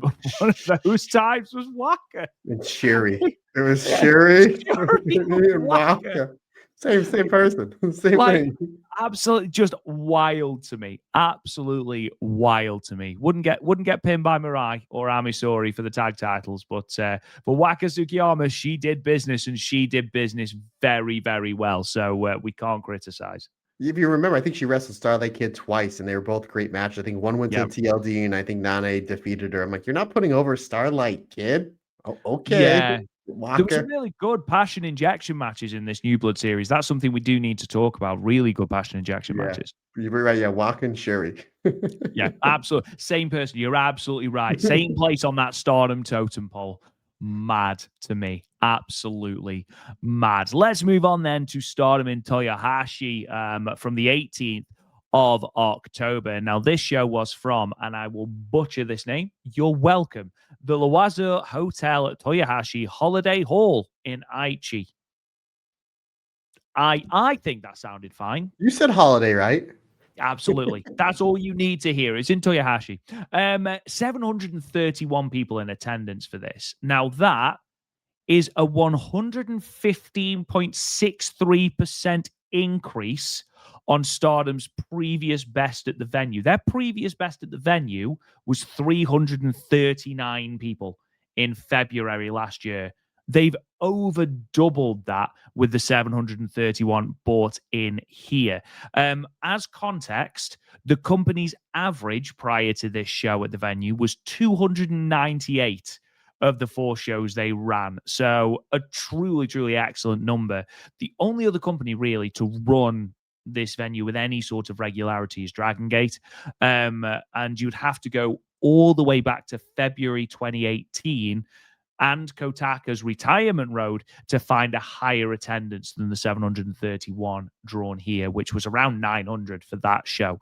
But again, we are talking 7 years, and this is the highest attendance at the venue in 7 years. Again, Dragon Gate, I think Wrestle One have run there once as well, and then Stardom. There aren't a great deal of wrestling companies that wrestle there, but it's still a very, very good number nonetheless. Your results then for this show: 3-way match opened the show. Hina defeating Saki Kashima and Kikyo Furusawa. Hina pinning Kikyo with the Gedo clutch in 9 minutes and 26 seconds. 6-woman tag team action. The Neo Genesis team of Starlight Kid, Miyu Amasaki, and Mei Seira. They defeated the EXV team of Hanako, Waka Tsukiyama, and Rian. Mei Seira pinning Waka with the shooting star in 8 minutes and 50 seconds. Tag team action. God's Eye, Kyoko Kitatsu, and Ron Yagami defeated Aya Sakura and Emma Maishima. Ron Yagami pinning Emma Maishima with the Beatmaster in 12 minutes and 33 seconds. In a 6-woman tag team match, the Mavida Loka team of Itsuki Aoki, Rina Yamashita, and Akira Gorgane, they defeated the Hate team of Natsuko Tora, Ruaka, and Rina.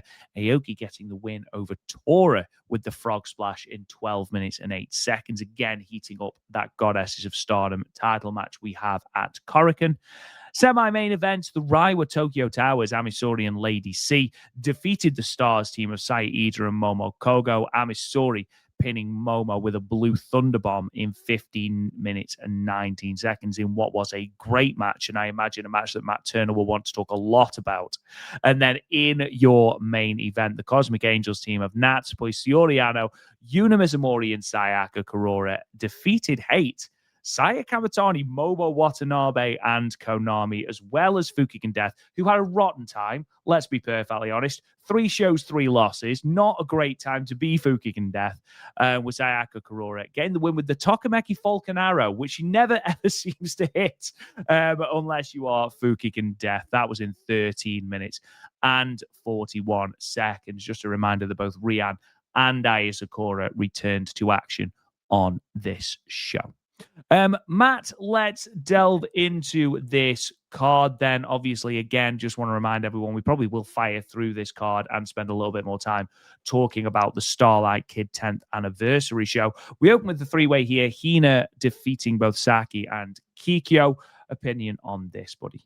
It's a fun match. A little bit of a styles clash in here. Obviously, Saki Kashima, she's going to play the hits, trying to steal the win. Sure. Hina's absolutely terrific. And again, Kikyo Furusawa is always, she's still learning. I would love to see Kikyo and Hina in a proper 8 to 10 minute singles match.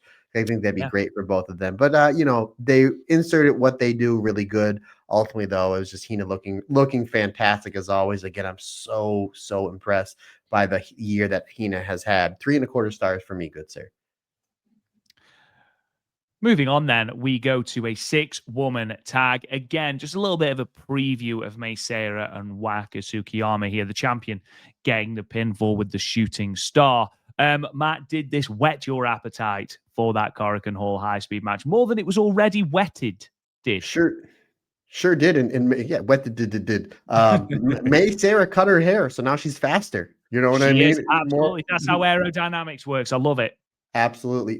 We even saying about how great Rion has been, especially during the 5-star and after the 5-star. It seems like she has her best outings with Starlight Kid.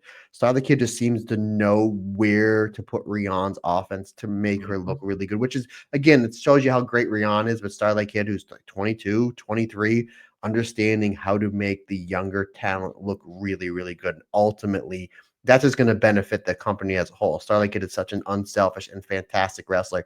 Again, now you got Mei Seira in here with Miwa Masaki and Starlight Kid. This trio is fantastic.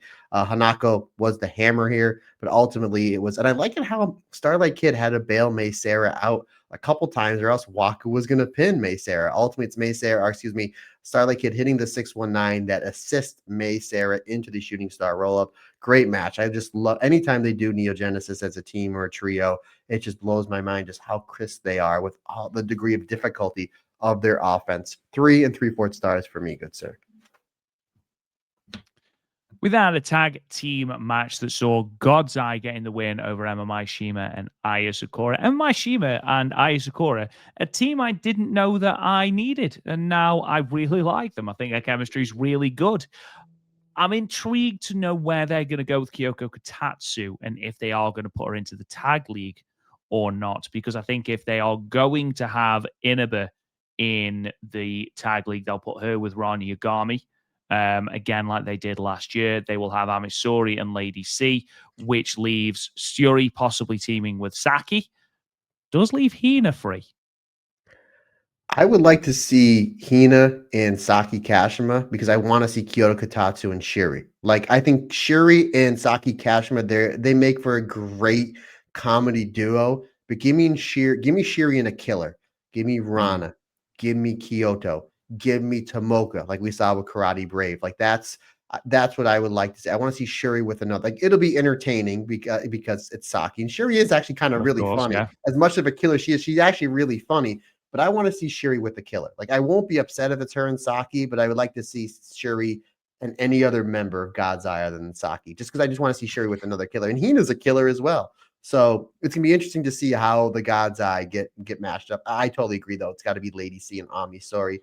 As far as this match goes, Aya Sakura, she works similar styles as Kyoto Katatsu and Rani Yagami, and they blended really well, which then makes Emma kind of the odd person out, but in the best way, because her style stood out, that high speed, fast paced, really explosive style.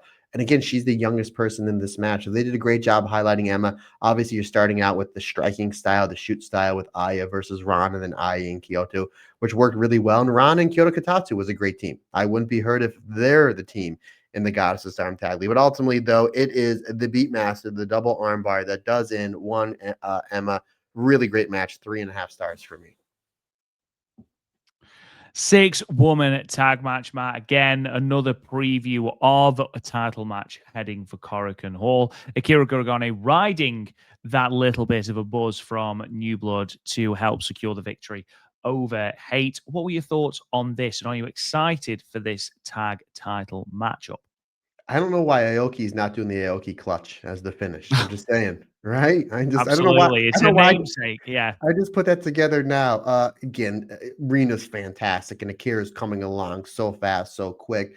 Ultimately, like they do enough stuff in there to get their stuff in and to wow the crowd. This is ultimately and rightfully so. This is ultimately just a preview of what we're getting in Cork and Hall, what Mivali Loca versus BMI 2000. Hard hitting, straight up professional wrestling match. And again, Rob, you know this match coming up on Monday is going to spend a lot of time out in the crowd. It's going to be a wild, wild brawl, probably the main event of the Corkin show, which it does look like that they're selling a bunch of tickets again to the shock of nobody. Really great stuff. Mila Vita Loca picking up a win, especially Aoki, because she's the one in Mila Vita Loca that we've been seeing the least since the formation of the group. But I thought it was really good to get her over in this match and to give her a win. 3 3/4 stars. Moving on then, man. I know this was a match you thoroughly enjoyed. Amisori and Lady Chaps against Sayurida and Momo Kogo. Go on, because I know you want to talk about it. This actually made my top 5 favorite female / Joshi matches from this past week. Now, I did say when I started said video that I did not include any of the matches from Wrestle Dream. I was just going to say that's a brave call because there was 25 women's matches on Wrestle Dream. Wrestle Dream technically didn't get over until Sunday morning, so that's why Nice. Technicalities, loving technicalities. And I don't want to be doing a video at like 12:30 in the morning or at night, depending on how you look at it. So, but regardless, what I'm trying to say, this was great. Ami and Lady C are absolutely humming. They've been great for a while as a tag team. Obviously, Ami got hurt. She comes back, whole new aura. Lady C, despite the chaps, whole new aura and is crazy, crazy over. Lady C's terrific. Momo Kogo has upped her game so much. But Saya Iida, for me, was the straw that stirred this drink in this fantastic match. We talked about a great hidden gem of a match in this past year's 5-star Grand Prix, and Saya Iida and Ami Sori was it. As great as that tour, so many great matches, so many hidden gems, but the ultimate hidden gem was that match. I believe it was in Ami Sori's hometown. And they pulled no punches or chops because there were so many chops, the shoulder tackles, the lariats, and then you get some great stuff with Lady C and Momo Kogo. And then you get some really great teamwork with the rival Tokyo Towers, using shades of the Midnight Express with that double flapjack. And considering they're 2 of the taller members of the roster, it makes more sense because the higher you go up, the faster and harder you go down. That's the psychology. And then again, even though they're the only 2 really left standing members right now of Stars, Saeed and Momo Kogo work so well as a team. Obviously, fingers crossed, Hanan is okay, and we get our reigning champions from last year, Wingori, back in said tournament. But wow, they work so well. When Momo Kogo does the 619 into the Saida clothesline, thoroughly enjoyed that. Didn't know which way it was going to go. Ultimately, though, is Ami Sori putting away Momo Kogo, with the Blue Thunder Bomb, 4 1/4 stars. Again, folks, if you're pressed for time and can't watch all of this, definitely watch this match. This was terrific. Yeah, and you said it before. They have to put these 2 together for the tag league, and I think they have to because that's who I've got as winning the entire thing. Don't make your prediction just yet because now you're like they're winning the whole thing, and then they're like, Lady C is touring Mexico. She won't be there. Absolutely. AEW. She's got to go and join FWC in a different city. Again, all things aligning. I think these 2 win the tag league because I think they will probably be, if not your next champions, the champions after. It makes the most sense. We need to start elevating new teams, and I think this is the perfect tag league to start doing that. And I don't think there's a single person that watches Stardom that would be disappointed in a Reiwa Tokyo Towers win of the tag league. Moving on then, main event, Cosmic Angels versus Hate, Matt Turner. And again, a terrible time to be a clown. We got halfway through this match. Momo Kogo and Sai Kamatani just beating the crap out of each other. So it's again interesting to see. Is there going to be a heel turn? Or are they going to kick Sai? No one's thought about this. Are they going to kick Sai Kamatani out of Hate? And Momo Watanabe wins? And then there's a lot of interesting things that's going to happen at this show next Monday. by the way, folks. Now, Rob, I do want to make Mm-hmm. mention, again, as you mentioned, over 100%. They doubled the attendance. They doubled the attendance. You look at the star power in this match. You have the Clown, Konami on a roll, Momo Watanabe, main eventer, Sai Kamatani, the biggest Joshi star in the last 20 plus years, Soripoi in this match. Everybody loves Yuna. Sayaka Kurora got the loudest chance in this match. The people were all for Sayaka Kurora. Great opener with her and Sai Kamatani to start. Do some excellent stuff with Soripoi, especially doing some stuff with Konami. Konami Natsupoi is always a pair that works. And then Yuna Mizumori and Momo Watanabe. We have seen them on opposite ends of so many tag matches over the past 2 years. Just really, really great stuff. And again, Rob, we got a little bit over here. Soriano and Saya Kamatani. Man, we're putting it out there. Like, We are, man. Let's go. Let's go. And again, we're expecting Kamatani to have a long championship run, and rightfully so.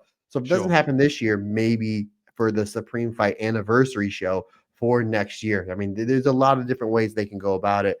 Just really great stuff, and then again, Sai Kamatani wrestling, again, technically a house show, but still doing the big spots, the springboard high cross body, the running apron dive, like really, really putting her stake in the claim if she wants to be Tokyo Sports MVP. But by the way, I don't know if you saw the YouTube video of her yelling at Kenta Kobashi. I did. I saw it about 10 minutes before I came on to talk to you, and I was like, oh, she's winning this.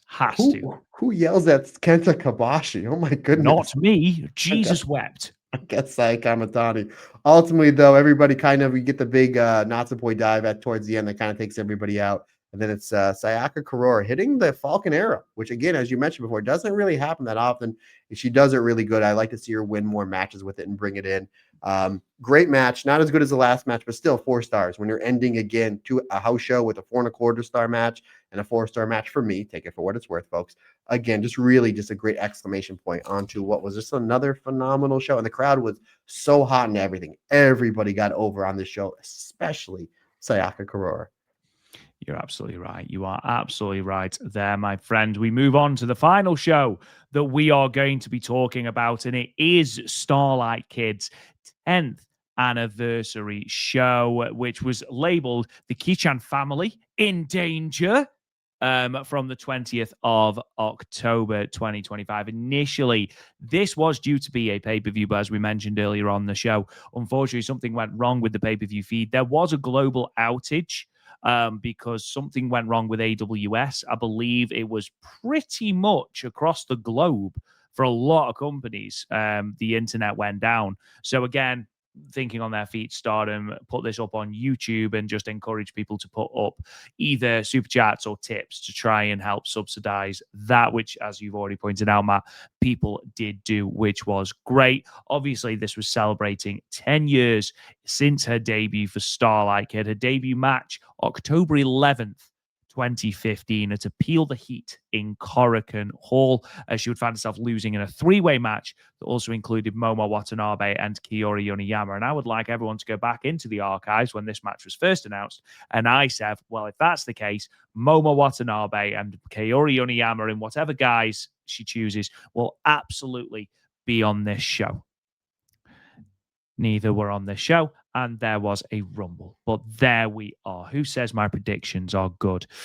Just an interesting little tidbit. Starlight Kid's record as of this show, so not including this show, 817 matches, 370 wins, 399 losses, which is now 400, 48 draws, and this gives her a win percentage of 45.30. The attendance, by the way, in Shinjuku Face, which is where the show emanated from, 466, which Starlight Kid did confirm was a sellout at the end of the show during her address. So in terms of your results, they are as follows. 3-way match, Starlight Kid defeated Shin Starlight Kid. So happy that happened. And Starlight Yuga with a standing moonsault press. Starlight Kid pinning both the competitors with that move in 12 minutes and 20 seconds. We then had a 6-woman tag team match. Riho, Ramkai Chow, and Rina defeating Emi Sakura, Hina, and Yuna Mizumori. Riho pinning Yuna with the twirling ribbon in 9 minutes and 37 seconds in what was a really good match. The Starlight Kid selection rumble, Sayurita won the 9-woman Rumble by last eliminating Tomoka and Azusa Inaba in 24 minutes and 55 seconds. But there's a lot more to talk about in regards to that Rumble a little bit later on.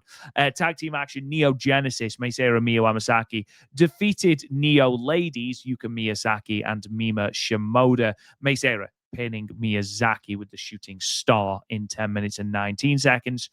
Three-way tag team match. A one-eyed Chihiro Hashimoto and Mika Iwata defeated Saori Poi, Natsupoi and Saoriano, and the hate team of Konami and Ruaka. Mika Iwata pinning Natsupoi with the Lion in 12 minutes. And then in your main event, it was initially a 6-person tag team match. However, the team of Kid, Dragon Kid and El Desperado were joined by Mima Shimoda. So it was basically a handicap match. However, Shingo Takagi, Kyoko Inoue, and Jun Kasai defeated the Starlight Kid team of Kid, Shimoda, Dragon Kid, and El Desperado. Starlight Kid basically eating everyone's finishers. A Death Valley Bomb, a Pearl Harbor Splash, and then Kyoko Inoue got the win over her with the Power Bomb in 24 minutes. Matt, overall, a very, very fun show. And we started with Starlight Kid versus Starlight Kid versus Starlight Kid. You totally call this. Like, I bet you Shin is coming in. So Has to be. I did find out early on Monday morning. Yeah, 'cause this was Monday. I did find out early on Monday morning that anybody that bought the pay-per-view, which we did, getting a refund, they're putting it on YouTube. So when I was getting ready for work, I was just, let me just throw it on the old phone just to see what's going on. And I thought it was actually Starlight Kid that was coming out because she was in this whole huge thing. I'm like, oh, it's probably it's her 10th anniversary. She's coming out to address the crowd. And then when she went to go do the split, and I was kind of, again, I'm looking at my phone, and then I'm kind of doing other stuff. And then when she went to go in the ring, she didn't do the split all the way. And I'm like, oh my God, is she hurt? Oh my God, Starlight Kid. And that's the first thing I'm thinking because we're conditioned that all these wrestlers are getting hurt. Like, oh my God, she tore her ACL on her entrance in her 10th anniversary show. Going to be out a year. And I'm like, oh wait, that's not actually Starlight Kid. And I liked it how like this match was so not a Starlight Kid match that in my mind, Starlight Kid got got so pissed. But she's like, this is how you represent me. And then she just beat up both of them and hit a moonsault and then won. I didn't rate this match. I thought it was really, really funny. I thought the finish was genius. Like, what are you two clowns doing? This isn't how I wrestle. She's out there for 30 seconds and then wins her own Starlight Kid versus Starlight Kid match. Absolutely. You'd be disappointed if you lost a match against yourself. What was really cool was we did see participation from both Matoi and Kanai as well, who were both present at this show. Great to see that. Great to see them in ring, even if only for a very, very short amount of time. Both of them missing elbow drops, by the way. But fingers crossed, didn't look to be any strapping. And I can't remember which one had surgery on their hand, but there didn't seem to be any heavy strapping, which is. I think it was Anne, because I think Matoi was the knee. I think it was Anne as well. There doesn't seem to be any heavy strapping, which is a bonus. So fingers crossed, we are close to seeing that. If I were a betting man, as I mentioned earlier on the show, it wouldn't surprise me if we see the re-debut of one of them at Korakuen. That'd be really nice. But yes, that obviously happened for lack of a better phrase. We then moved on to a really good match. 6-woman tag match. I want to see Riho more in Stardom. I know that her high-speed run was contentious. There was a lack of defenses. Felt like she was going through the motions because she was hamstrung by what she was doing because AEW wanted her back, and then there was the pandemic and all sorts. However, I want Riho to be wrestling in Stardom. There is a partnership there. If they're not going to use her in AEW, let her wrestle. Let her wrestle in Stardom because this is what she's capable of doing, Mr. Turner. Rob, we fantasy booked Saya Kamatani versus Soriano about 100 times. I'm going to book Riho and Yuki in the Goddess of Stardom tag team. Let's do that. Let's do that. Yeah, you're absolutely right. Riho, again, she came back. She had a little feud with Mercedes, had a great match with Mercedes, and then she's gone. It's just like, if you're not doing anything with her, have her go back to Japan, have her work with Stardom. You have this working relationship. Let her do some stuff with Stardom. I know she was teamed with her. I want to see Riho versus Rina. That's a match I really want to see. Obviously, Hina was great. Emmy was great. Oh, Giving Emi Sakura in here, Yuna, and then you had the comic stuff from Ram Chow. You had a little bit of everything in this match. The sister and sister violence, Yuna just being great. Again, everybody was so thrilled to see Riho back in a Stardom esque ring, and then just the legend that is Emi Sakura, who is trained like 20 some great, fantastic Joshi wrestlers. It might even be more than that. This was really great. Everything really fit in. They put everything with a nice little bow, with obviously Riho getting the win over Yuna with the twirling ribbon. Again, let's get Riho back in Stardom one way or another. Again, let's put her in the Goddess of Stardom Tag League. I know she was in that Goddess of Stardom Tag League, I think in 2020, and they didn't have her eating many L's. I think it was, would you team with Kari Oniyama? She did. She was with she was as Gokikin Death at that point. Color Me Pop. That's right, because I remember I was listening to you and Chris on the Stardom cast during that, and they're like, yeah, they're clearly bringing Riho in because she's stuck at home because of the pandemic, but she's not eating any else. So you could do that with her here. Just put her in she's a completely different wrestler. Stardom's completely different and better company, and she's a better wrestler now than she was then. Put her in the Goddess of Stardom Tag League. I don't care who you team her with. Put her with a Hey EXV. Put her with a freelancer. I mean, let's get her in here. She was great. Her stuff with Hina was terrific. Again, 3.5 stars. Just a lot of just a wild team that you're like, you would never thought you would see like these 6 people team up, but it just worked. And there were so many different stories. I thought this was a really, really great match. Again, 3.5 stars. We then move on to the Rumble, and obviously we've already talked about the big surprise, which was Jungle Kyona making her appearance. And if you haven't already, by the way, go out of your way to find the reaction of Iida when Jungle does come out. It is awesome and adorable and is as organic as it comes. Very similar to when Utami found out about Io in Marigold. Other competitors in that, Azusa Inaba, DJ Nira, Hiroya Matsumoto, Kino Tamura, Momo Nakanishi, who you could put her in any Joshi company right now and she would still be fantastic. She honestly, I can't believe how good a condition she is in.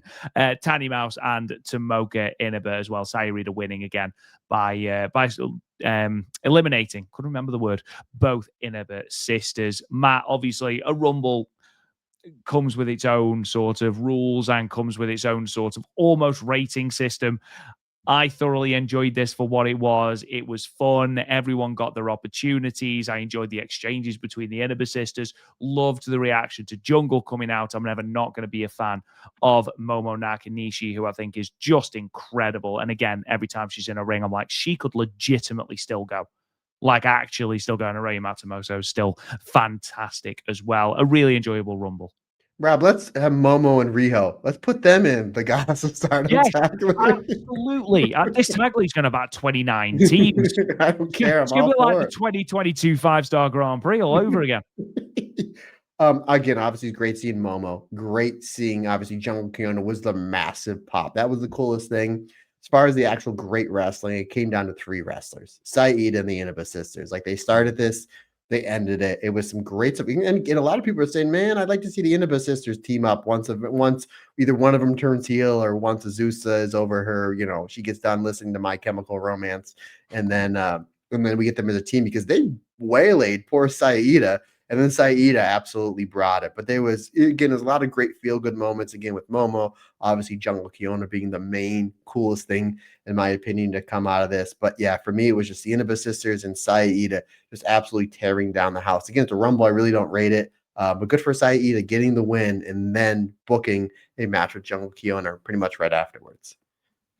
Yeah, that's going to be really exciting. And again, cannot wait for the next chapter of Jungle Kyona's story. Where is she going to end up? Is she going to continue to be a freelancer? Or is she going to potentially do some work for Stardom or Marigold, or even go out on a limb and do something with Sendai Girls or Oz Academy or something like that? The world really is her oyster, and that's what's great to see. Meisera and Miyu Amasaki, Yuka Miyazaki, and Mima Shimoda. Yuka Miyazaki assaulting both members of Neo Genesis. Let's not beat around the bush here. Both, I mean, don't get me wrong, Miyu Amasaki, she was having the absolute time of her life during this match. But again, Matt, what did you think? It was more of a comedy match that you Yes. had. Yeah. And again, obviously the Neo ladies, their prime was, a generation ago. And it's great to see them, on a big show sold out. They got a great reaction. And you're in there with May Sarah, super talented wrestler, Miyu Amasaki's really breaking through to that next level in stardom. So again, you had your fun comedy stuff. Ultimately, though, it was May Sarah getting the roll up here. Again, fun stuff. More of a comedy style match. 3.5 stars for me. Yeah, absolutely. Don't forget, Yuka Miyazaki is retiring next year. So again, you're absolutely right. There is sort of an element of, towards the end of the careers or the end of the careers in both Miyazaki and Mima Shimoda, but also, very much in their prime in terms of Mei Seira and coming up towards their prime in terms of Mio Amasaki. So again, it was just a little bit of comedy, which you often get in these produce shows. So again, that's absolutely fine. However, you've then got this match, the three-way tag team match that left Chihiro Hashimoto, and genuinely, I hope she's all right because that looked nasty, but left her with a absolute beast of a black eye following this match. Great match, best match of the card by a mile. And yeah, I saw somebody, I can't remember who it was, and I apologize, but wanting a Natsupoi versus Mika Iwata match, absolutely 1000%. Whack it on Dream Queendom.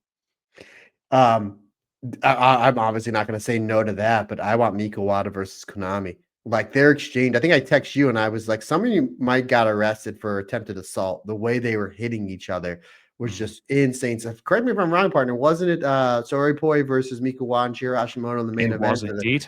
So you had a lot of great stuff there. Ruwaka was fantastic. Like she does that spot where everybody runs off the rope and she points to the sky and she punches them. And it's like everybody falls for it. She gets a great reaction, especially coming off that comedy match. And it's kind of a comedy spot. You kind of laugh and you kind of boo because everybody loves Hashimoto, Wada, and especially Soripoi. So it's like you get the haha, but then once the haha kind of goes, then you get the proper boos, which is the proper heat that Ruwaka wants to get. Ruwaka got a great reaction, like the proper reaction in this match. The Soroi teamwork stuff is this next level. The way that like Ano does that up and over, and then she hits the Insaguri the same time that Natsupoi hits the super kick. Just the way that Chirashimo just throws people around, but at the same time bumps and feeds for wrestlers. Like the way she takes German suplexes, especially from Soriano, like she properly makes Soriano look like the strongest wrestler in this match, where it's clearly her, Chihiro Hashimoto. She's just so giving, so unselfish. Mika Wada is just such a blinding striker. Again, really great stuff. And I totally agree. Like, obviously, she's got phenomenal chemistry with her and Soriano. They had a series of matches over the last 2 years that is just next level. Her and Natsupoi have great stuff. But again, the match I want to see the most coming off this is Konami versus Mika Owada. Just excellent stuff. But it is Mika Owada after Chiro Hashimoto pretty much destroys everybody in this match with one eye, which I still have no idea where that spot happened. I don't. I've watched it twice. I can't find who's done it. It could have been one of the super kicks or insiguris from Soripoi because they hit him so fast and there was so much going on in this match, but not too much because sometimes you'll get a match that's like, what am I looking at? Am I looking at this? Am I looking at that? And you're like, you don't know where to go. And sometimes they could take away from certain things, but these teams and these 6 wrestlers know what to do and when to do. So again, there was a lot going on, but not too much. Just absolutely brilliant stuff. But yeah, Chiro Hashimoto just power bombs poor Natsupoi. That leaves the door open for Mika Wada to hit that hammer lock Lion Thunder Driver for the win. 4.5 stars for me, partner. Yes, as good as the main event was, and we'll get into that. This was clearly the best match on this show, and this match happened this show happened less than 24 hours after Wrestle Dream, which I did see 2 of the greatest tag matches on American soil this past at Wrestle Dream with that Bandito and the Brodito versus Okada Takeshita, and Jungle Express versus the Young Bucks, and this was just as good. So I saw 3 of the best tag matches all year in less than 24 hours. Again, what do I have to complain about, buddy? What do I have to complain about? Again, 4.5 stars. Just phenomenal wrestling. You did mention the main event. Let's get into the main event, of course. Of course, Mima Shimoda inserted into the Kichan family. It didn't help, of course. Kichan family still in danger because they did lose to the team of Jun Kasai, Shingo Takagi, and Kyoko Inoue. Starlight Kid, by the way, at the end of this match, did announce how much of a pleasure it was to take all 3 of these finishes. So, yeah, fair play. I thoroughly enjoyed this match. I really, really did. Again, from a pure wrestling standpoint, the semi-main event I think was better. However, from a pure enjoyment factor, thoroughly enjoyed this main event. This show from top to bottom was so enjoyable. Like, we knew when it was announced, the full card was announced, and we half jokingly said that Starlight Kid is making a late play for Booker of the Year. But this show was heaps and heaps of fun, and everyone, you could tell it was that sort of house show vibe that everyone was just having an absolute riot, apart from Sayori Boy, who just wanted to hurt Chihiro Hashimoto apparently. But everything was, again, just a really cool, nice vibe. And this main event was, again, there was some violence. Good God, there was some violence. But even so, we just had a really fun main event. And Starlight Kid didn't get skewered, which is always a plus. Yeah, he could have got really scared on that. Jun Kasai obviously is known for his death matches, right? I mean, just look at his body with the scars. He's a great actual wrestler. Like, you can put him in a hard-hitting match with a Shingo or like with a Takeshita, and he can go. The one thing I didn't notice, like, he was coming in the ring. I'm like, oh, cool. He's wearing a Rob Zombie House of a Thousand Corpses shirt. I'm like, oh no, that's his shirt. I'm like, that's really cool. Obviously, I'm a massive fan of Rob Zombie. So I was like, oh, I thought that was really cool. And I liked how, because Jun Kasai and El Desperado have this off and on feud for like the longest time. And it's just like, Desperado's like, no, I'm starting. Jun Kasai starting. Or he says, I'm going to start. And like, oh yeah, that's right. And just the crowd is like, oh, here we go. Some really great stuff. Then he had some great stuff with Dragon Kid and Shingo. If you remember, before Shingo took over the world in New Japan, Shingo was a phenomenal wrestler for Dragon Gate. So harking back to their rivalry from about 15 years ago. Some really excellent stuff there. The one part in the match where Shingo, Kyoko, and Jun go to take off the mask of Dragon Kid, El Desperado, and Starlight Kid. And I had to rewind it twice because I didn't understand how, like, Dragon Kid and El Desperado got their masks taken off. And then the next thing you know is El Desperado's wearing Dragon Kid's mask.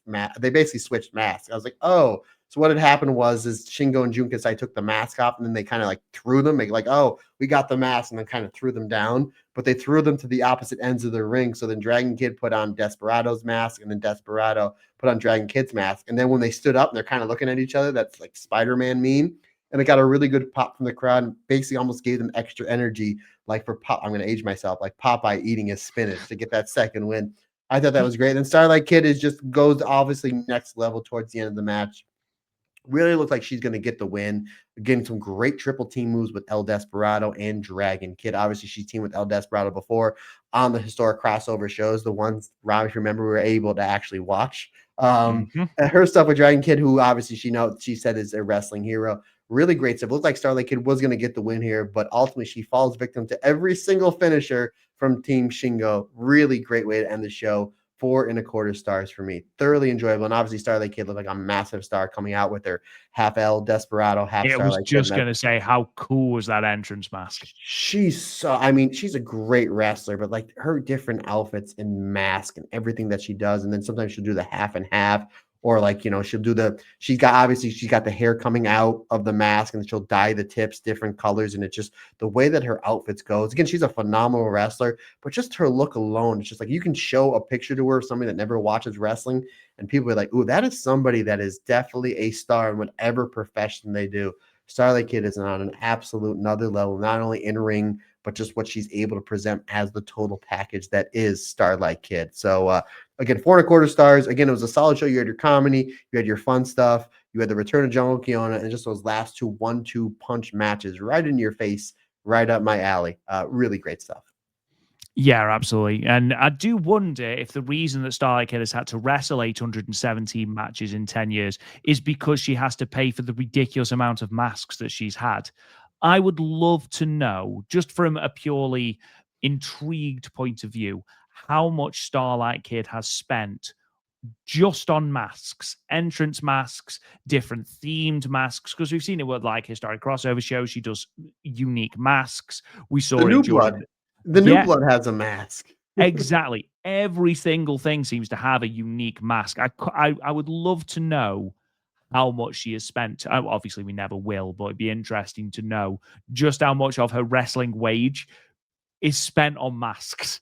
because genuinely it must be an outrageous amount. It really must. As Raven told me some 20 years ago, in order to make money on this business, you got to spend money. So hopefully Starlight Kid's making a lot of money because she spent not only the mask, but the outfits as well. Like the Exactly, yeah. robes and the whole gear. Obviously, the mask is the big boom, right? But Mhm. yeah, I mean, just what an absolute star in every sense of the word is one Starlight Kid. So yeah, kudos to her.